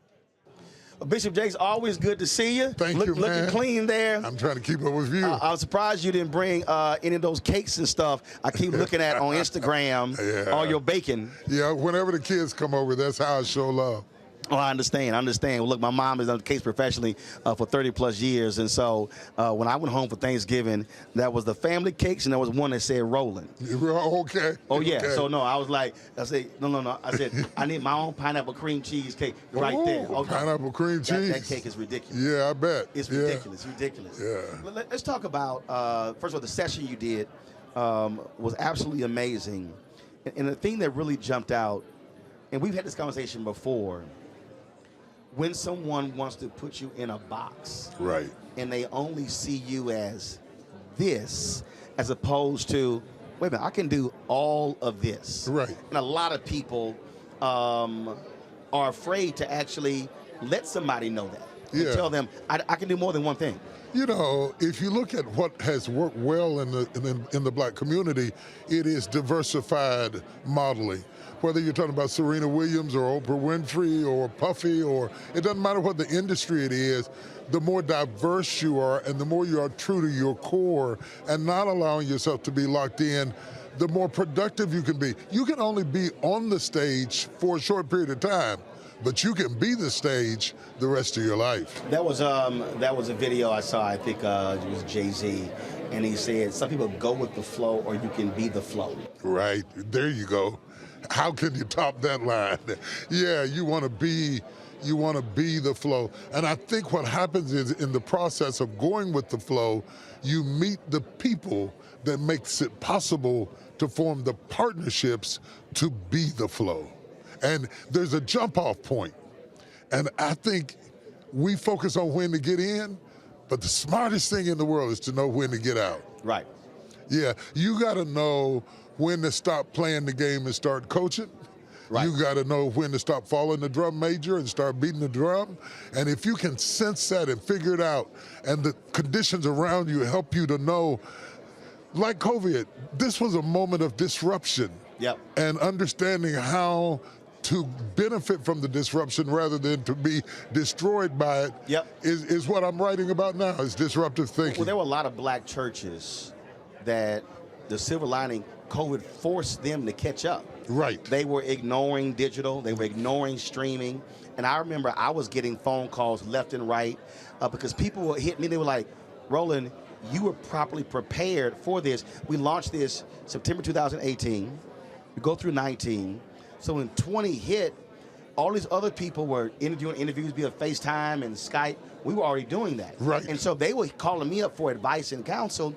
And I said, if y'all want to survive, if you're going to have to do this, you have no choice to now do it. That's right. And what it has done, it has sped up what was going to happen eventually anyway. The digital influence is taking over big box stores, airports, grocery stores, everywhere. We cannot be naive enough to think we're going to be the only institution that's not affected by it. Taxis were ate up by Uber. Look at all the changes that technology is bringing about. I'm trying to get our people to understand you either fight the flow or you get with the flow, and the flow is going toward technology. I'm old school. I like face-to-face. I like shaking hands. I like hugging people, touch your neighbor. But the reality is it's not about what I like. It's about what the society demands at this time. Absolutely. And I think that, one of the things that was very interesting when you were talking about haters and what people, how they want to draw from you. And I really do, for me, people ask me all the time, like, man, how do you deal with these people hating? I said, look, y'all, I've been writing commentary since I was 17 years old. I'm going to give my opinion for a long time. I really don't care.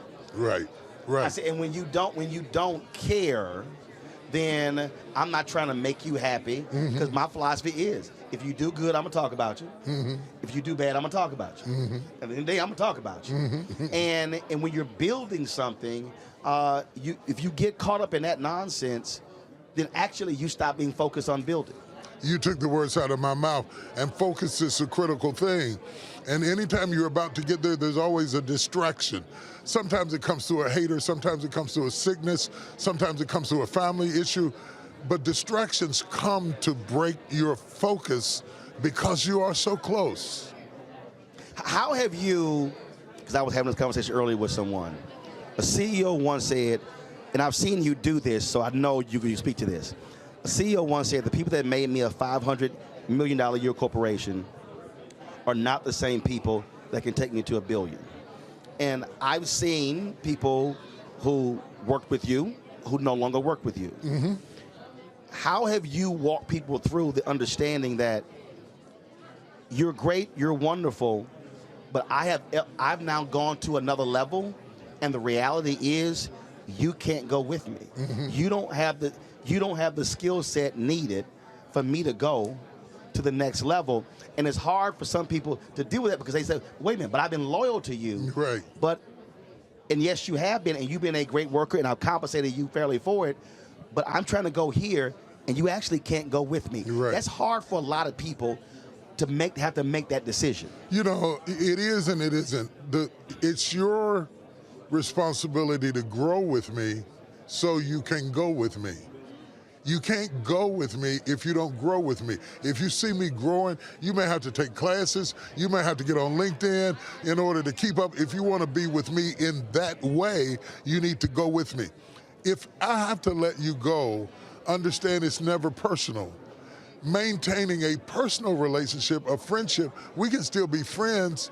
You can work over for AT&T or for GM or somebody like that, and we can still be friends. I'm not mad at you.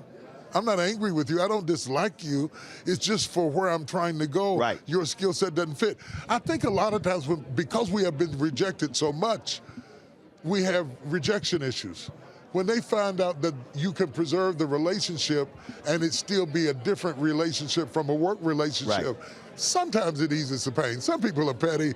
They're just going to be mad and be haters. You can't worry about them. I think that when John talks about reboot, I use the phrase reprogram. And I really do believe that Black America needs a massive reprogramming in that not believing in white validation, not believing that the ice is colder, and also not being hung up on, well, that's a bigger platform. People have come to me and said that, well, man, I wish you were on a bigger platform. I said, yeah, but you don't understand. I own it. I control it. I have freedom. I have flexibility. Even if they were paying me $10 million, I wouldn't have all of that. Right. And it's hard for people to understand that what I'm thinking, and they look at me like I'm crazy. I'm like, but you don't understand. That ain't my motivation. Right. It's something else. You know, if you're not careful, you'll live everybody's dream but your own. And I think it takes great courage and great focus to follow your dream and your values and what's important to you. And it may not be about money. It may be about independence. It may be about your uniqueness. And to have the freedom to do that is your God-given right, your choice to choose. And people don't get it, that's okay. The people who get it are going to benefit from it. The people who don't, it's a big world. It's 8 billion people here. Find somebody else. Last question for you. How do you maintain the desire? And what I mean by that is things can get monotonous. You've been preaching a long time. You've been in business. But for you, how are you, not anybody external, but how do you maintain your personal desire and where that fire is burning inside and it doesn't just, you just reach a comfort zone where you're on autopilot? Yeah, you know, something I'm laughing because if you'd have asked me that question 3 years ago, I don't think I would know how to answer it. I realized as I got older that I've been raised by the giants. And what I mean by that is what keeps me fresh is the giant that's in front of me. And I have to have something that's big and scary and intimidating that makes me read and study and pray. You want to take down something. Yeah, I got to take down something, dude. And so now I'm at this point in my life, this real estate stuff that I'm doing, this intervention into our communities for the upraising of underserved communities, is a giant for me, you know? And gosh, I'm 65 years old, and I still get to be in a fight that I believe has value, closing food deserts, opening up schools, creating better opportunities for the next generation. Maybe it's an old man's dream because it's more about the people coming after me than it is me. But it's a giant, and I found out. But also something new. Yeah, I can tell you're like, okay, I don't know this, so it's like you're educating, like, so it's a new thing. Yeah, and it keeps you fresh to be curious, to have something you're curious about. I think what makes you bored is when you know the industry so well, there's nothing to be curious about. That's the time to evolve to something new, where you're not the smartest guy in the room. You want to be in a room where you're scared to say something. You want to be in a room where you're Googling terms. You want to be in a room because it gives room for expansion and growth and development. And I like living that way. It gets my adrenaline going. I don't want to be a Baptist preacher. I am going to ask one final question. That wasn't a final question. But it really resonated me when you mentioned your father. Yeah. I have a hashtag, I call it Live Life, Love It. And I turned 54 in November. And it's very interesting because ever since my grandfather was the first major death I had when I was 15. And actually a fear of death kicked in at that point, and it's always been there. But it was what you said, it resonated because you said about watching him die and labor to live gave you life. Yes. And I run into so many people, they be like, man, you out there dancing and partying, having a good time. I said, because I may not be able to dance tomorrow. Right, right. I said, so there's going to be some video of me getting down. Yeah. And I just think that for so many people not understanding that there is no day, no hour, no minute, no second. No. And so having that joy and happiness and living it to the fullest is so essential, and that's what really jumped out once you said that. You know, one of the things that my father told me as he was dying, he said, by the time I figured out what life was all about, it was time to go. That scared me to death. I thought I got to figure it out quicker than that. Right. Because I don't want to figure it out on my deathbed. Right. So I start the zest for life, the zeal for life, and the appreciation for life came through the tears of grief falling down my face. I never thought that a dying father could teach me so much about living, but he did. He really did. It's always good to see you. Thank you. I appreciate it. It's a pleasure, man. Keep handling your business. Thank you. All right, then. Thank y'all. All right, folks, always glad to see Bishop T.D. Jakes. Coming up next on Roland Martin Unfiltered, I talked with Angela Yee. She recently left the Breakfast Club. She's launching her own midday show on iHeartRadio.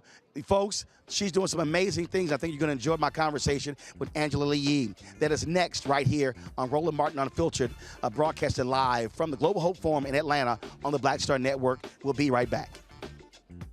On the next Get Wealthy with me, Deborah Owens, America's Wealth Coach, inflation is on the rise. Interest rates are high. Can you still thrive during these uncertain times? On the next Get Wealthy, you're gonna meet a woman who's done just that, living proof of what you need to do to flourish during these uncertain times. These are times where you take advantage of what's going on. This is how people get rich or richer. That's right here on Get Wealthy, only on Black Star Network. This is Judge Mathis. What's going on, everybody? It's your boy, Mac Wild. Hey, what's up, y'all? It's your boy, Jacob Lattimore, and you're now watching Roland Martin right now. Yee.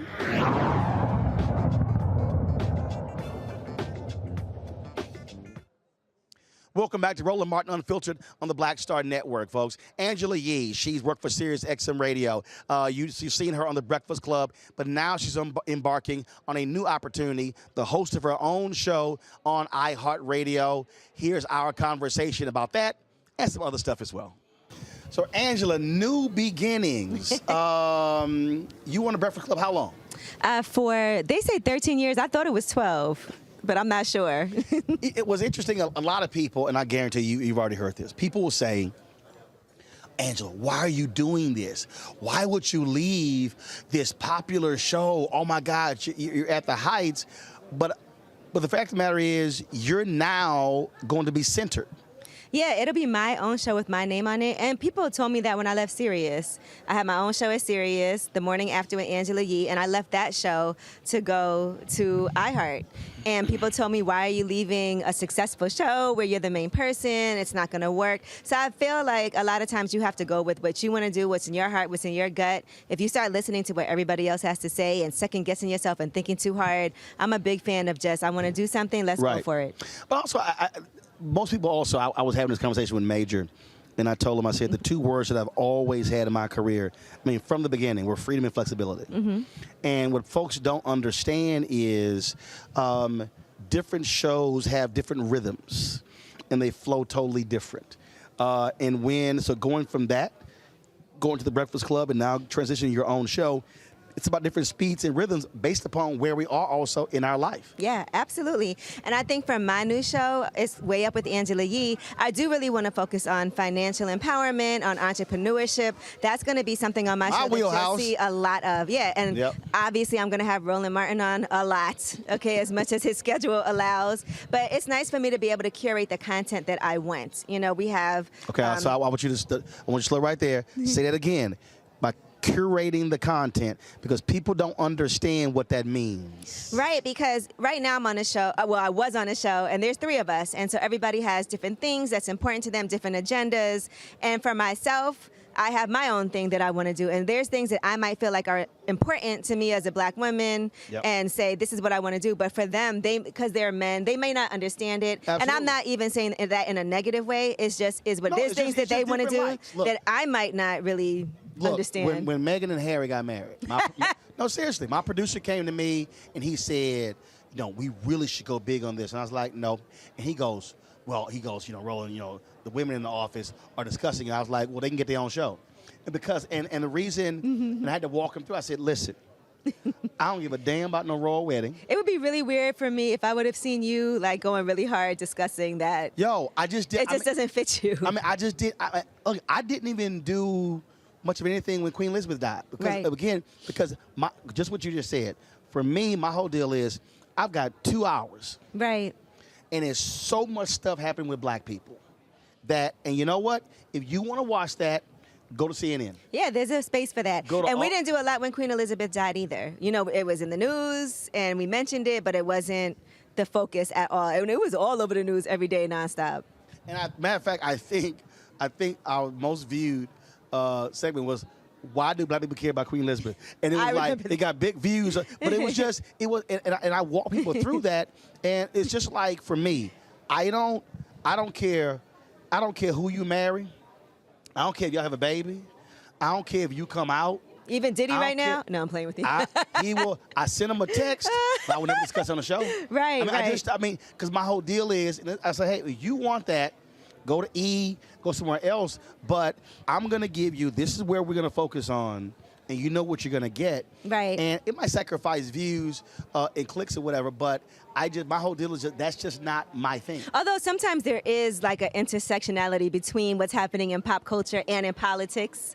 Right, but it has to... It has to make sense for you. Like you would cover Dave Chappelle talking about Herschel Walker on his SNL intro speech. I feel Maybe. like that's something because that was interesting, or why people like Trump. So I did a whole hour after the Chris Rock Will Smith deal. Yep. But I wanted to do it totally different. I knew how everybody else was going to do it. Exactly. And also because I know both of them. Mm-hmm. So my approach to, if it is pop culture, I try to do it differently than how I'm not doing salacious, because I just don't care. It's so much of that, and I think we get so much of that information, which is why we were talking about my last appearance. Like, I was still just blown away how people were responding. They were like, yo, I loved we were getting it. the real. And it's just like, I always was like, we need Roland up here more often. Because I honestly love the fact that you can say, look, where are the facts? We can say they said this, they said that, and that's happening all over. But what are the actual facts? And that's important, and that's something people need to get to.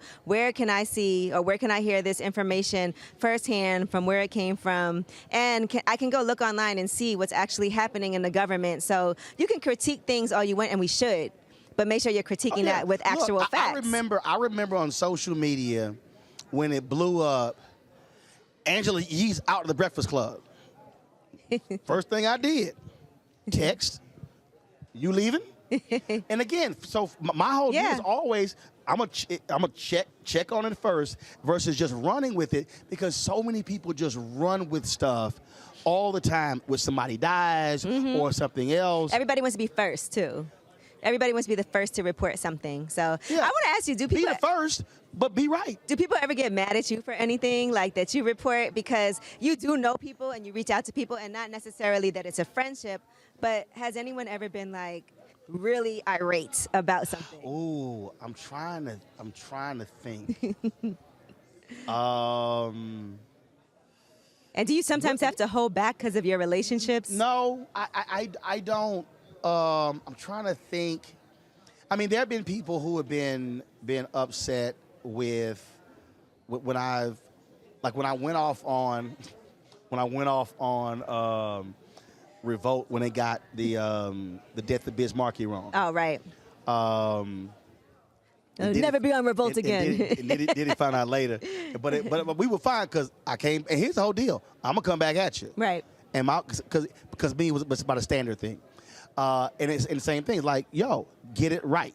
Because for me, it's even extra for me with black media. Right. Because people are trusting us. And when we get it wrong, I'm like, no, we got to get that thing right. But I would say I've had people who are ticked off if I might go hard in my commentary. But I also but they also have to understand, it ain't personal. My philosophy is very simple. If you do good, I'm going to talk about you. And I feel like people... If you do bad, I'm going to talk about you. And I feel like people get mad at us more than mainstream media if we report on something. Even it's not our fault that, sometimes everyone's talking about something and it's not in a positive light. And so you report on it, but for some reason, we are held to like a different... Oh, yeah, because they want us to protect. I'm like, yeah, but you screwed up. It's like, so I'm not going to sit here and also I think there's a difference between some people and how they go overboard. Right, malicious intent. As opposed to I'm offering a critique. I'll get people like, perfect example. I'm not going to name his name, but a very prominent attorney came up to me at the Alpha Luncheon during CBCF, was upset with my criticism of Florida A&M. Okay. Big alum, big donor, all that sort of stuff. Also an Alpha. And yes, also an Alpha. And I literally was like, you want to have this conversation right now? Let me tell you what I didn't say. And so after about 15 minutes later, he was like, okay, Roland, okay. You got it. And my whole deal was like, bruh, don't roll up on me mad. And I'm like, what did I say was wrong? Yeah, but did you have to put it out there? Yes. Right. And, you know, Roland, for you, I feel like you've always had a really strong opinion on things. And I love watching your show and listening to you speak. But I also feel like because of that, you get a lot of hate from the other side, too. Oh, yeah.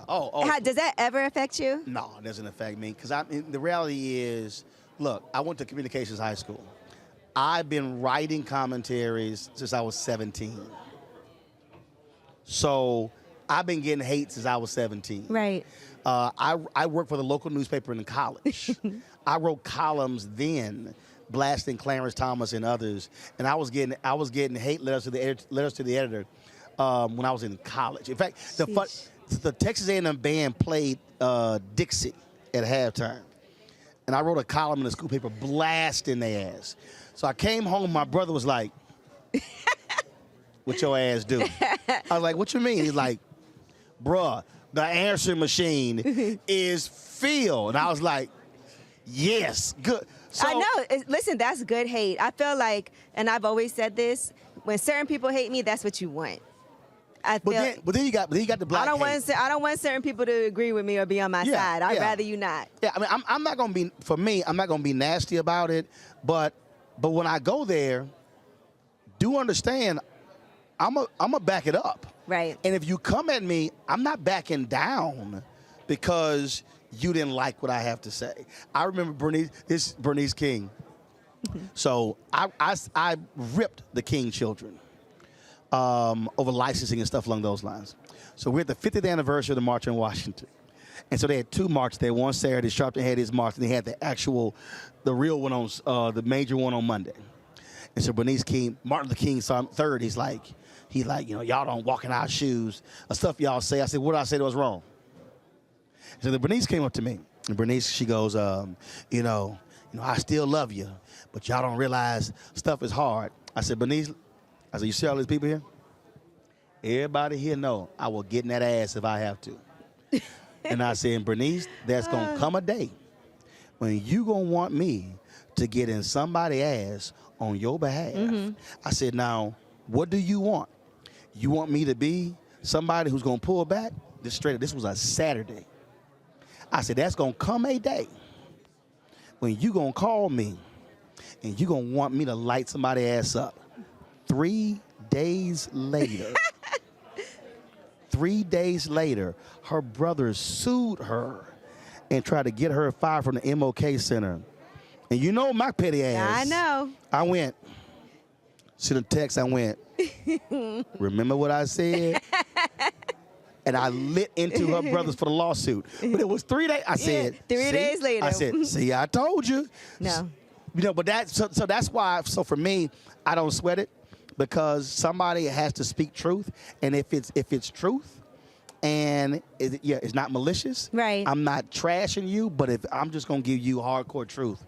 That's how we going to do it. All right. Well, I really just came here to make sure that when Way Up with Angela Yee starts, I can expect to see Roland Martin on there getting in people's ass. All you got to do is call me. I mean, that's the thing. My deal is I'll be happy to come on. And look, my philosophy is, first question, how much time we got? If it's 5 minutes, no. If it's 15, we gonna bring that funk. We're going to bring the funk during the time. So, first of all, so when does the show start? So the show is going to be first, before we syndicate it nationally, it'll be in New York for 2 weeks. Got it. So January 17th, 2 weeks in New York. It's and a morning show? Or it's from 10 to 2, right after the Breakfast Midday Club. Show. Gotcha. Yes. And it'll be a podcast as well. So Gotcha. just the same way all the shows are now available on podcasts and iHeart, Cool. which is how a lot of people listen. Yep. That's why they're building out this slot the way that they are. Got it. And so it'll be on nationally after that, starting Awesome. the 30th. Now, I got to ask you this here, because I crack up. I literally crack up every time I see one of these damn clips. So how did your podcast go to become the freakiest podcast in the land? Because I'm telling you, when I see a clip, I'm like, Lord, they done lost. Well, wait till them. tomorrow when you see Glorilla. Oh, Lord. Because wasn't AJ on your podcast? Oh, yes, she was. AJ Johnson. Mm-hmm. Her 50th birthday. I sent AJ a text. I said, AJ, you had me hollering. And then AJ was like, I need to come back to explain this some more, because people really had an issue with it, but it does show you what type of misogynistic society we have, where if a man said something like that. Oh, I remember. So when WAP came out, so I remember, first of all, Boyce Watkins is an idiot. We already know that.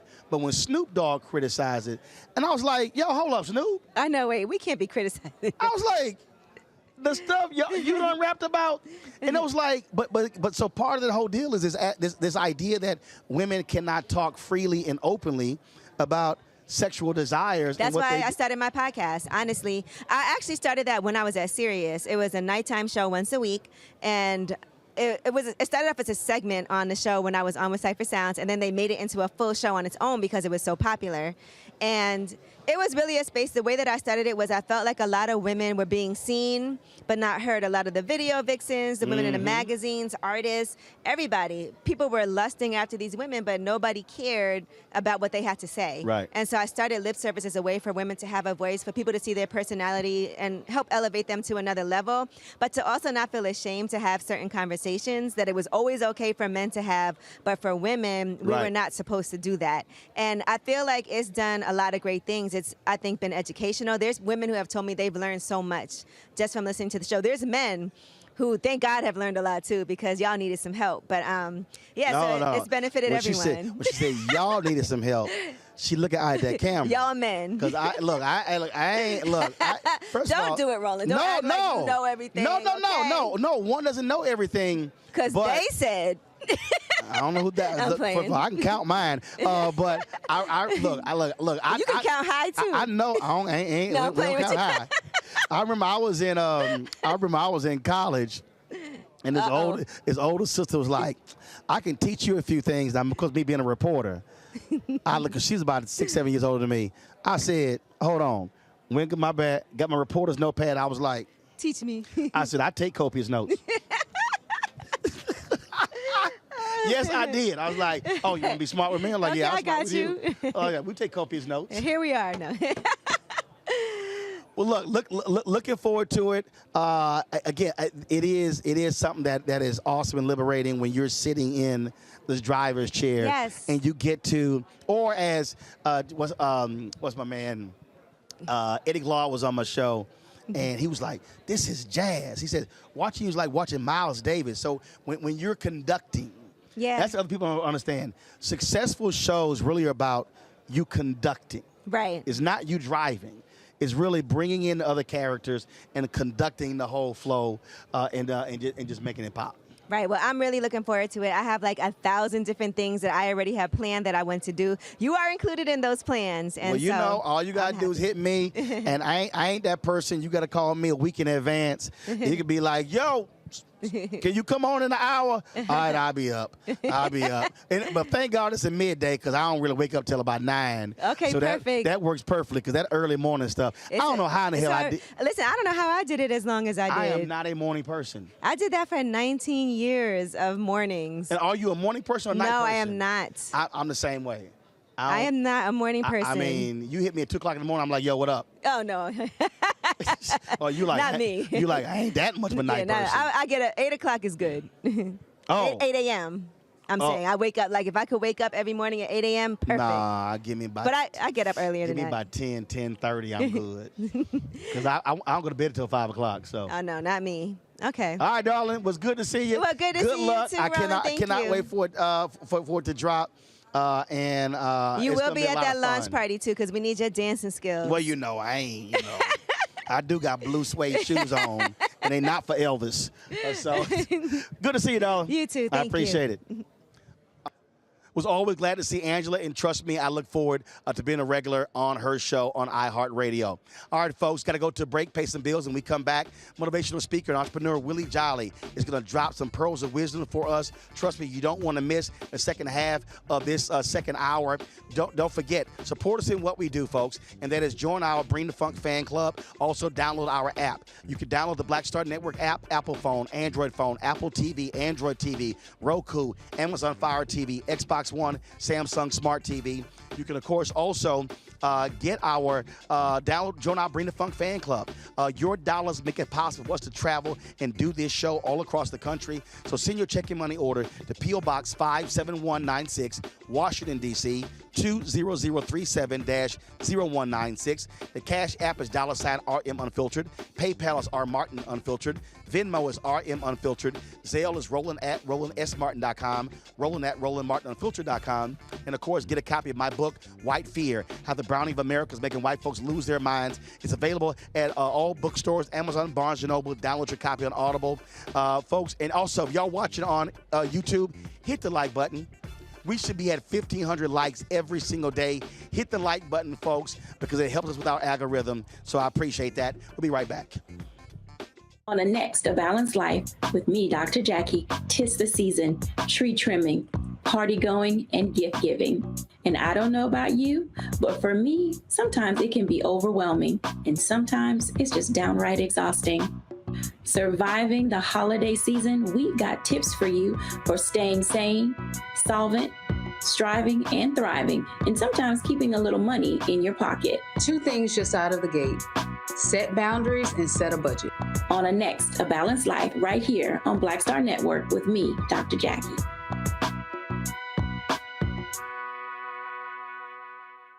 Hi, I'm Israel Houghton with Israel and New Breed. What's up, what's up? I'm Dr. Ricky Dillard, the choir master. Hey, yo, Peace World, what's going on? It's the Love King of R&B, Raheem Devon, and you're watching Roland Martin, Unfiltered.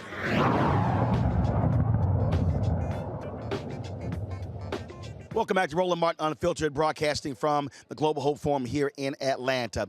Folks, Willie Jolley, you've seen him on my show many times. He is an amazing speaker, always lots of energy, always positive. And we really talked about how we need to be intentional in changing our mindset in the black community. Here is part 1 of my conversation with Willie Jolley. Willie, how you doing, Doc? I'm incredible, Roland. It's good to see you. Man, so I'm a bit perturbed. Here's why. You know, I've had a lot of people, not just here, but a lot of places I've been recently.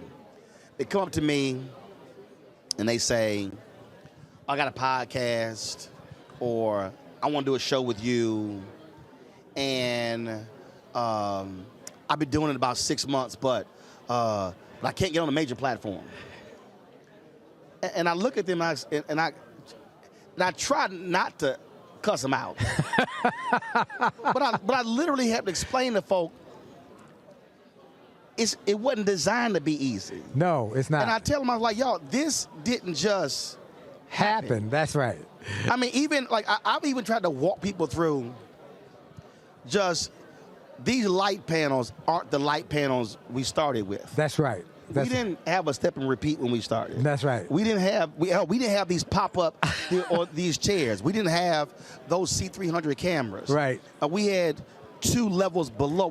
None of. I'm like, y'all, and so it literally drives me crazy when folk today just think it's just they just gonna wake up and you're just going to be large and in charge. Right. It's a process that they don't understand, because it looks easy, because when you do it well like you do it, and they think, well, it's easy. They just get up in front of a mic and they talk, and people will give them money, and it's not that way. I started at XM 16 years ago, and I had tried for 2 years to get on and couldn't, and I got in on a back door.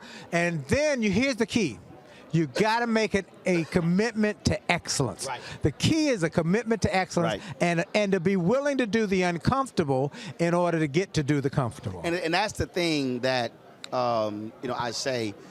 I'll have folk, especially a lot of young folk, yeah, say, I want to do what you do. Yes. And then my response is, but do you want to do what I do? Or do what you had to do to get to do what you. But even still, do you want to do what I do? Okay. Do you want to actually do that work? Do you want to carry that equipment? Do you want to? We were here in Georgia covering the Warnock runoff, and this guy said, "Man, I'm really impressed. I'm seeing you pack gear." I said, "Well, 2 of my guys had to fly out. 1 guy left. The gear got to get packed." Like I mentioned you one day on one of my shows. I said the secret to success is when you are willing to do the grunt work to make sure your operation. I mentioned you. I said I saw Roland one day at Freedom Plaza. Roland was rolling up cords, putting stuff away. It was hot day. He was working. We gave each other a hug, and he went back to work. I saw Miss Virginia Ali at Ben's Chili Bowl, busting the tables, 90 years old. Right. Still busting tables. And I said, Miss Ali, no, I got it. That's how you get to where it is. So what I want to encourage people to do is this. I got a new book coming out called Rich is Good, Wealthy is Better.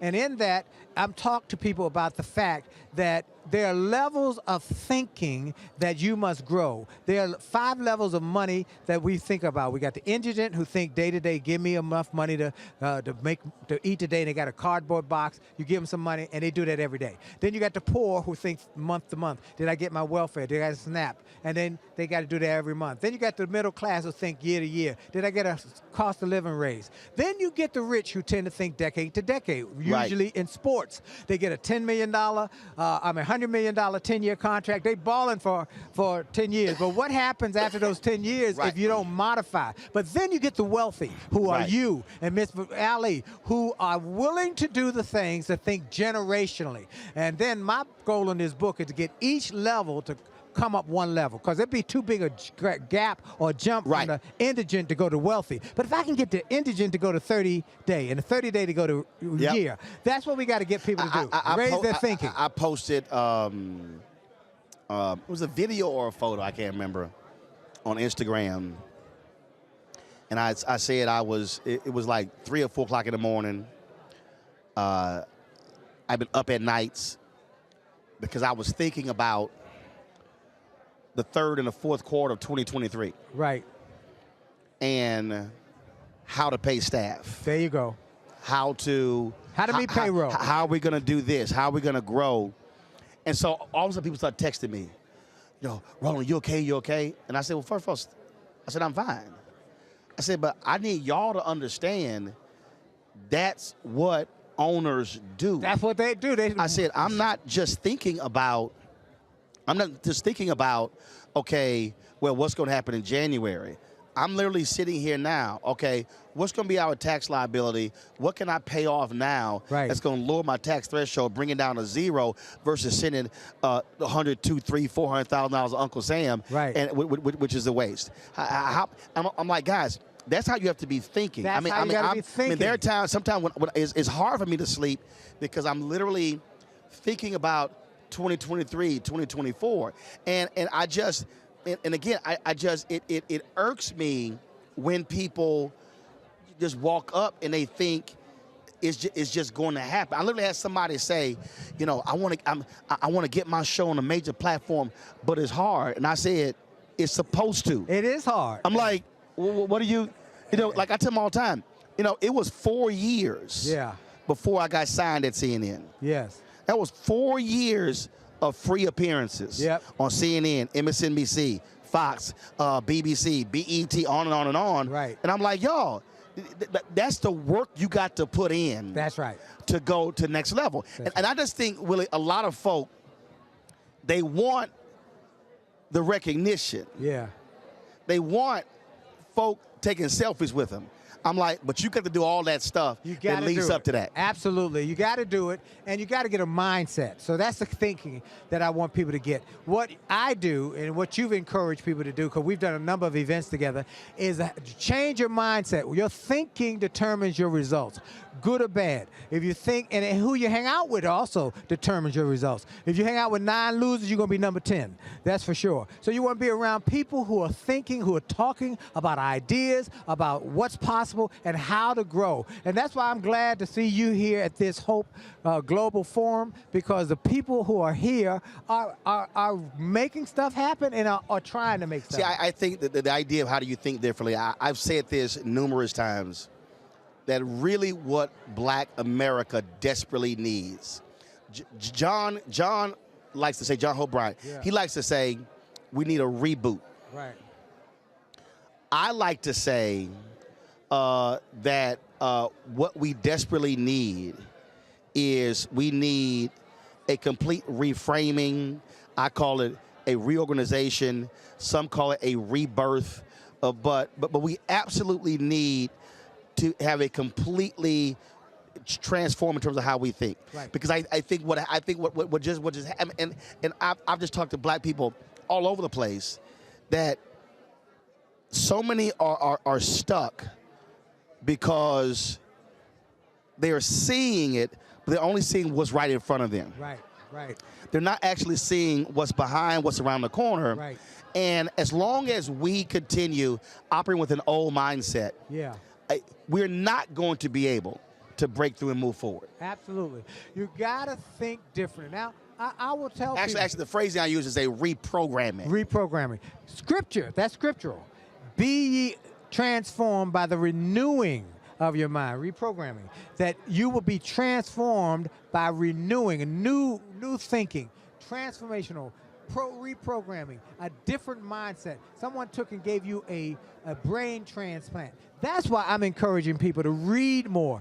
Encouraging people that the difference between the winners and the losers are those who are reading. Everybody I've had on my XM show talks about how their library has helped them to become wealthy. And so Jim Rohn used to say, if you go in a $10 million home, it always has a library. Now, does it have a library because it's a $10 million home, or did the $10 million home is the result of their library? And I believe it's the result of your library. I agree, because I think for me, what I learned reading, what I learned studying, what I learned other people's mistakes and processes and where they failed.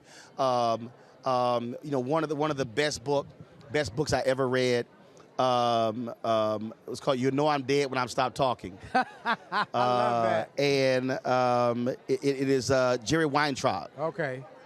Movie producer, he's promoter, and it really is an amazing book. I was reading it. I'm on a train going to New York, and I'm finishing the book, and I said, I gotta tell this man just how great his book is. So I'm seeing the book where his office is, I think it was on the Warner Brothers lot. So I call Warner Brothers. Right. That's what a person like you and I do. Just call. And I asked, I want to speak to Jerry Weintraub. They transfer me. The secretary answers the phone, and she says, Mr. Weintraub is not in. So it probably was like 10 o'clock LA time. And I said, well, this is who I am. I just wanted to tell him how great his book is. And so left my information. About 30 minutes later, my phone rings. I'm still on the train. It's Jerry Weintraub. Wow. And I say to him, I said, look, you don't know me. I've seen your movies. I said, but your book should be required in MBA classes. Wow. It should be required. And he was like, oh my God, really? I said, yes. I said, because the thing about reading the book, his whole deal was, I've got to think my way out of a situation. He has this great story where John Denver was a pain in the ass. Okay. And they're on tour, and John Denver is calling, and the tour's going great, but John Denver is just complaining and whining. So Jerry's like, the hell? So he goes, John, everything is going to be fine. He said, I fired, I forgot the name. I think he said, I fired Johnny. Fired Johnny, everything is fine. I forget, it was some other name, but. Right. And so John Denver goes, it was Jimmy. He said, I fired Jimmy. Okay. Jimmy was a problem. John, we're all good. So John Denver goes back, calls the whole crew together. Hey, folks, things are going to be fine. I talked to Jerry.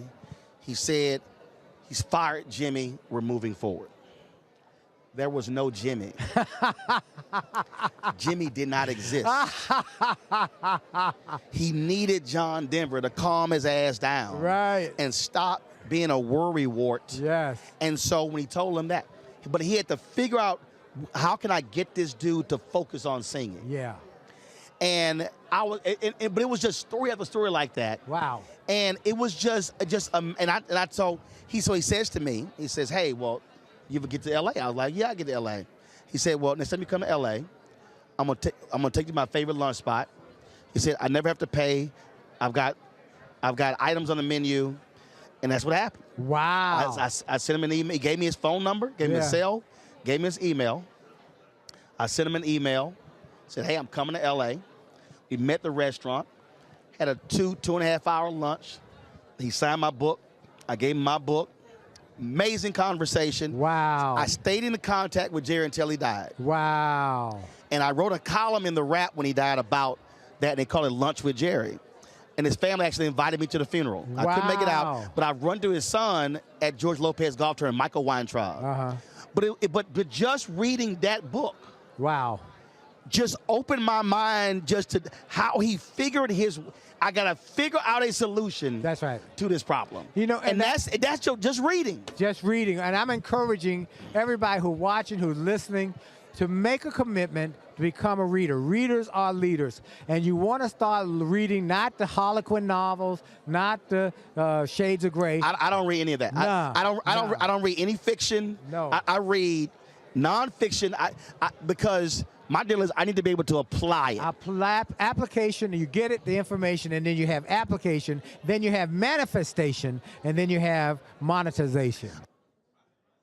All right, folks, got to take a break. And when we come back, part 2 of my conversation with Willie Jolley. You can hear him on Sirius XM Radio, book author, you name it. And, man, he is dropping the knowledge. So hold tight 1 second. We'll be back in a couple of minutes right here on Roland Martin Unfiltered on the Black Star Network.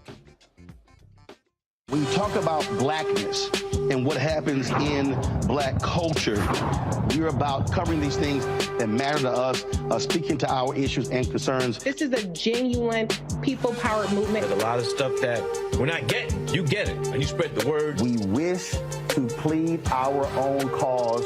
Too long have others spoken for us. We cannot tell our own story if we can't pay for it. This is about covering us. Invest in black-owned media. Your dollars matter.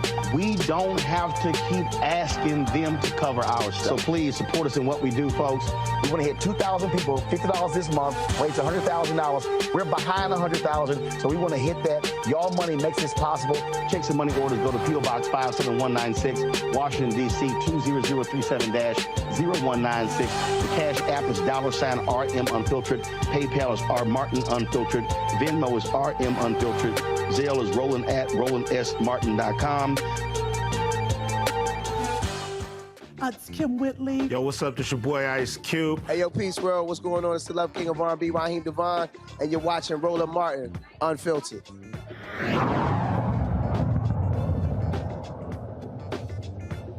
All right, folks, welcome back to Roland Martin Unfiltered on the Black Star Network. We continue with the conversation with Willie Jolley. I'm going to ask you this right here because I guarantee you get it all the time as well. Everybody and their mama think they can speak. Oh, everybody and their mama think they can speak. Everybody. And they think. Oh, you're just getting up talking. Right. And they pay you a lot of money to get up and talk. I can do that. Okay, yeah, okay.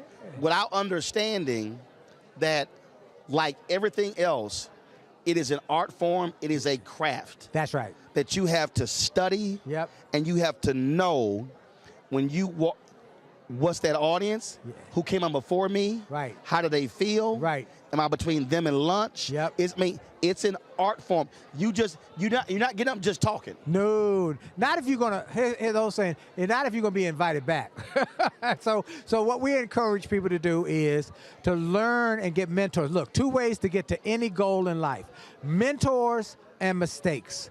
Both will get you there. One just get you there with less headaches, heartaches, and knots upside your head. Mentors, get a mentor. Les Brown was a mentor to me. So hold on. This is what I want to know, though. Yeah. How did they become a mentor? Did they pick you, or did you pick them? I pursued them. Didn't just pick them. I chose them. I saw the people who had done what I want to do. Right. And then I pursued them. No, but you pursued them. But at some point, they had to make a decision. Yes. I'm willing, because here's why I'm saying that. Yeah. I use the biblical model of mentorship. Okay. Elisha pursued Elijah. That's right. But Elijah had to see something in Elisha. That's right. To want to actually take time. That's exactly right. Moses picked Jonathan. Yes. It wasn't. So when people come to me all the time, I want to be my mentor. I don't know you. Right. I don't know you. I ain't seen you work. So why am I going to invest into you when I don't know you? Right. It takes a process, and just what you said, I've got a number of mentees. I've got to see, I'm going to give you a task. I'm going to tell you to do something, and I want you to come back when that's finished. Most of them, like 90%, never do that task. Right. Okay. Oh, you at 97? I say 99.5. And in fact, here's what I've discovered. It's the craziest thing. I've actually been a mentee in media to far more women than brothers. Wow, okay. Sisters will call me, hey, Roland, I got a contract issue. I'm working on this. It's amazing how many brothers got so much pride they won't pick the phone up. Wow. I'm serious. Wow. I'm talking about, sisters were like, hey, Roland, can you look over my reel? Yeah. Can you look over this whole deal? And it's very few. I've got 2 brothers in media. Wow. 2 brothers in media who I mentor, give advice to. Yeah. It's probably 10, 15 sisters. So brothers, you got to know that Roland, now we can't call them and just say mentor me. You got to say, what will it take for me to get your attention, or what can I do to help you? Yeah. All right. And then you got to do something. You got to do something and do some action. I got people come up and speak. And what I do first of all, Roland, I say, you want to speak? Okay, I'm going to send you to a website. It's called youcanspeaknow.com. Youcanspeaknow.com. When you go to that website, get that program. When you finish the program and do what I say do in that program, call me back. Very few. See, I stopped even carrying business cards. I understood. I don't carry business cards. Because I'm like, why am I going to print some stuff off, and literally 99.9% of folk never email, never. I'm like, no. So I'll tell people, they're like, how can I reach you? Send me an email. Right. And I'll give them the email. Right. And most of them never send an email. I just told the young lady who walked me over here, I told her, I asked her while we were waiting, I said, tell me about yourself. And I said, what do you do? She said, I'm a TV producer. I said, where do you work? She said, well, I used to work for this one, and now I'm working here, part of the program. I said, okay.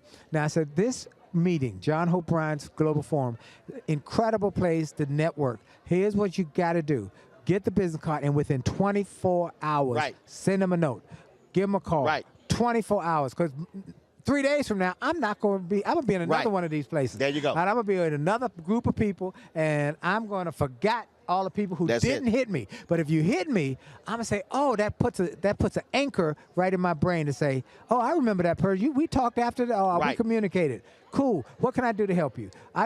Sometimes I'll say, hey, I got an opportunity. Somebody just came across my desk. Go. Let me send it. Let me connect y'all right now. And I do the exact same thing. Yep. It is to me, part of the deal for folks who truly want to be successful. It's the follow-up. That's right, the follow-up. Most people, they never, ever follow up. They never, or if they do, hey, I sent your email one time. Right. Like, I get 500 a day. You didn't send a second one? You know, and that's where persistence comes in. The persistence breaks down resistance, and persistence makes opportunities come alive. Now, one of the things you just said I really love a lot is the fact that you've got to follow up, and then you've got to make sure that I got it, okay? Because sometimes I get email, go to spam. I might try me again. And I told you if you reach out, I will respond. Just give me time. But you also have to have something to say. Yeah. If you're trying to get somebody's attention and that person's a busy person, you need to have something to say. And don't take a long time saying it. There you go. Come on. I don't need 2-3 pages for you to tell me what you got. Make it a paragraph. Or when folk walk up, look, you better have your 30-second That's right. pitch. You got a when 30 they say, seconds. can I get 5 minutes? No. And one guy got mad. I said, bruh, you see that line? I said, if each one of those folks in line asks for 5 minutes, that's an hour right there. Right. I said, no. You got 30 seconds. Right. And it's like, man, he's so brusque. No, you got 30 seconds. Like, Doc, if you cannot lay your thing out in 30 seconds. Well, which is why we're trying, and part of what we teach and train people, and you can get it on our website, the speaking programs, the goal-setting programs, the communication program. Be working on your elevator pitch. That's it. Literally. And they say elevator pitch, yeah. I got on the elevator, National Press Club. One day, got on the elevator, and who's there but Bishop Desmond Tutu. And I said, Bishop Tutu, I'm Dr. Jolly, host of the Willie Jolly Show on Sirius XM, Radio 1, iHeart, and I wrote books. I wrote the book, A Setback, Set Up for a Comeback. I love to be able to help you as you do things to transform South Africa. He said, give me your card. I gave him my card. He said, thank you very much. And he got off the elevator. His door opened. He was out. 6 months later, I was in South Africa. Folks, it makes a difference. Have your 30-second. Make it short and tell them what you can do for them. Now, see, for me, because I ain't carrying the business cards, this is what I do. I'm going to email you right now. Yep, there you go. Email. What's your email? I email right then. Right that moment. Then I go, is this it? There you Double go. checking. Boom, clicks in. There you go. But again, I just think that for so many people, they're missing their opportunity. Let me take a moment to do what I do on Sirius XM and say to you, Roland Martin, you've done a phenomenal job. Phenomenal. Of turning setbacks into incredible comeback. I study comeback stories.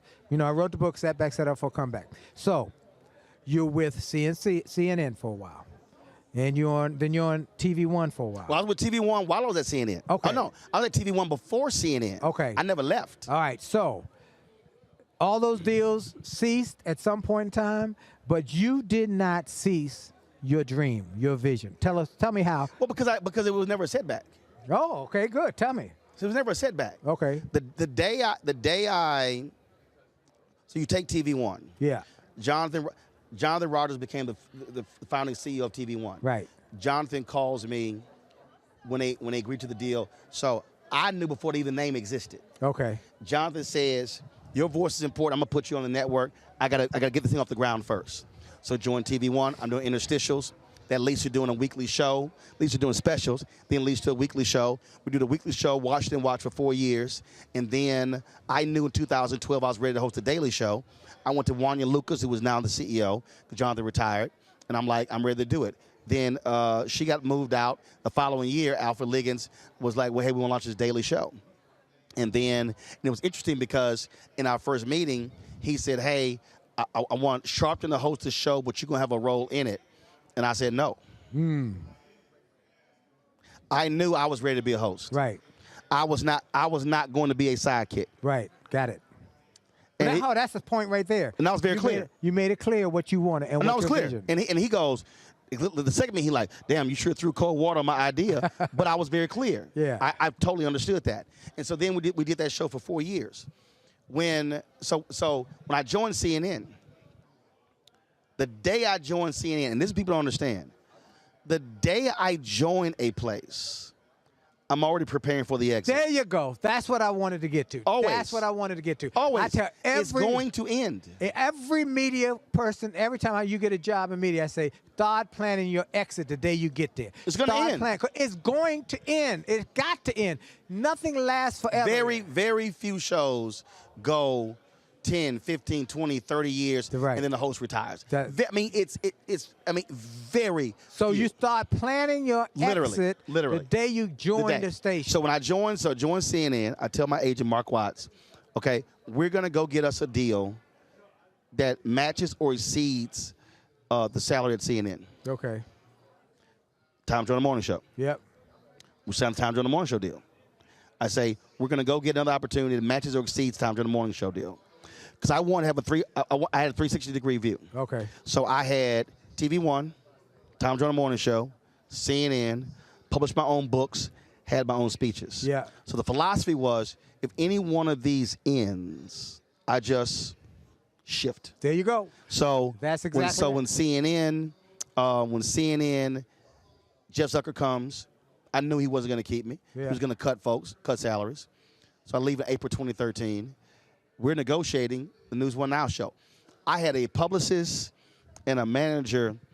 They actually sent me a letter. Now, first of all, it was funny. I'd already dropped them. But they send me a letter, and they say, well, we're dropping you from this deal because your media profile has now lowered. Now, here was the crazy part. I lose CNN, but I sign a deal to host a daily syndicated radio show to Radio One, have the News One Now show, the first morning show targeting African Americans, and I'm on Tom Joyner. Yeah. And I go, how is my media profile lowered? In their mind, because I wasn't on CNN. Right. I'm like, no, actually, it's gone higher because right. I'm now hosting my own show. Right. And so in their minds, you're not as valuable. But I knew I was. Right. Even though I was at CNN, they wanted me to leave TV One. I said, why not? Why? Why am I going to give up my stuff on an idea of a promise? Right. No, I ain't going to do it. And so when News One Now ended December 2017, literally I'm sitting in the office and Alfred Liggins tells me they're canceling the show. I don't flinch. I don't move. It wasn't a punch to the gut. Literally, as he is talking, I'm literally listening to him and already saying who I'm going to call when I walk out of the meeting. Amen. So it never. So folks, that's what I want y'all to get from this. It never was. So people like, man, you ain't not on major media. I'm like, okay, you don't understand. No. I own. That's the key. Control. That's what I wanted to get to. What I wanted folks to make sure you heard. You know, on my XM show, I pull the pearls that drop sometime by the side because you don't hear it. One, he had a plan and he prepared for the inevitable, which was going to happen before it happened. I was acquiring, people don't understand, I was acquiring equipment. There you go. When I was at TV One, I bought my own cameras. Yes. I bought my own switcher. Good. So when it ended, yep, I could do my own productions and didn't have to go out and have to hire crews and rent equipment. Right. So basically, literally, this is what I said. I said when CNN was not going to give me a daily show, go back to mindset. Right. I literally said CNN is now my personal venture capitalist. Love it. The $283,000 I was getting at CNN, I began to acquire my own equipment. There you go. And then the same thing at TV One. Yep. So when the TV One show ended, yes, and they wanted to sign me to a new deal, but they didn't have a plan. Yeah. I walked away from $330,000, and I said, y'all, you don't have a plan what I'm going to be doing. Right. And I already knew it was cheaper for them just to pay me every month and produce nothing. Wow. Wow. Because it happened before. Yeah. So I said, no. I walked away from it. So when I walked away and when we launched, I had enough stuff to launch my show. Yeah. Because when I was there, I was buying stuff, and I was buying stuff piece by piece, piece by piece. That's it. So when it happened, I just shifted right over. So I want everybody to get to shift, to pivot, to think about the new ideas that you can implement when this thing doesn't happen. So I've got Jolly Media, I've got Jolly Publishing, I've got Jolly Music, I've got Jolly Speaking, I've got Jolly Podcasts, and then all of those radio shows through XM, Radio One, iHeart. They license the content from mine. Hold up, stop right there. Now see, somebody watching missed that. Yeah. You own it. I own it. They're licensing it. Yes. They're paying you a licensing fee. Yes. You still own it, which means, which is why I try to explain to people, same thing. When I was at TV One, it was their show. Uh-huh. I was being paid by them. Right. They own the content. Yes.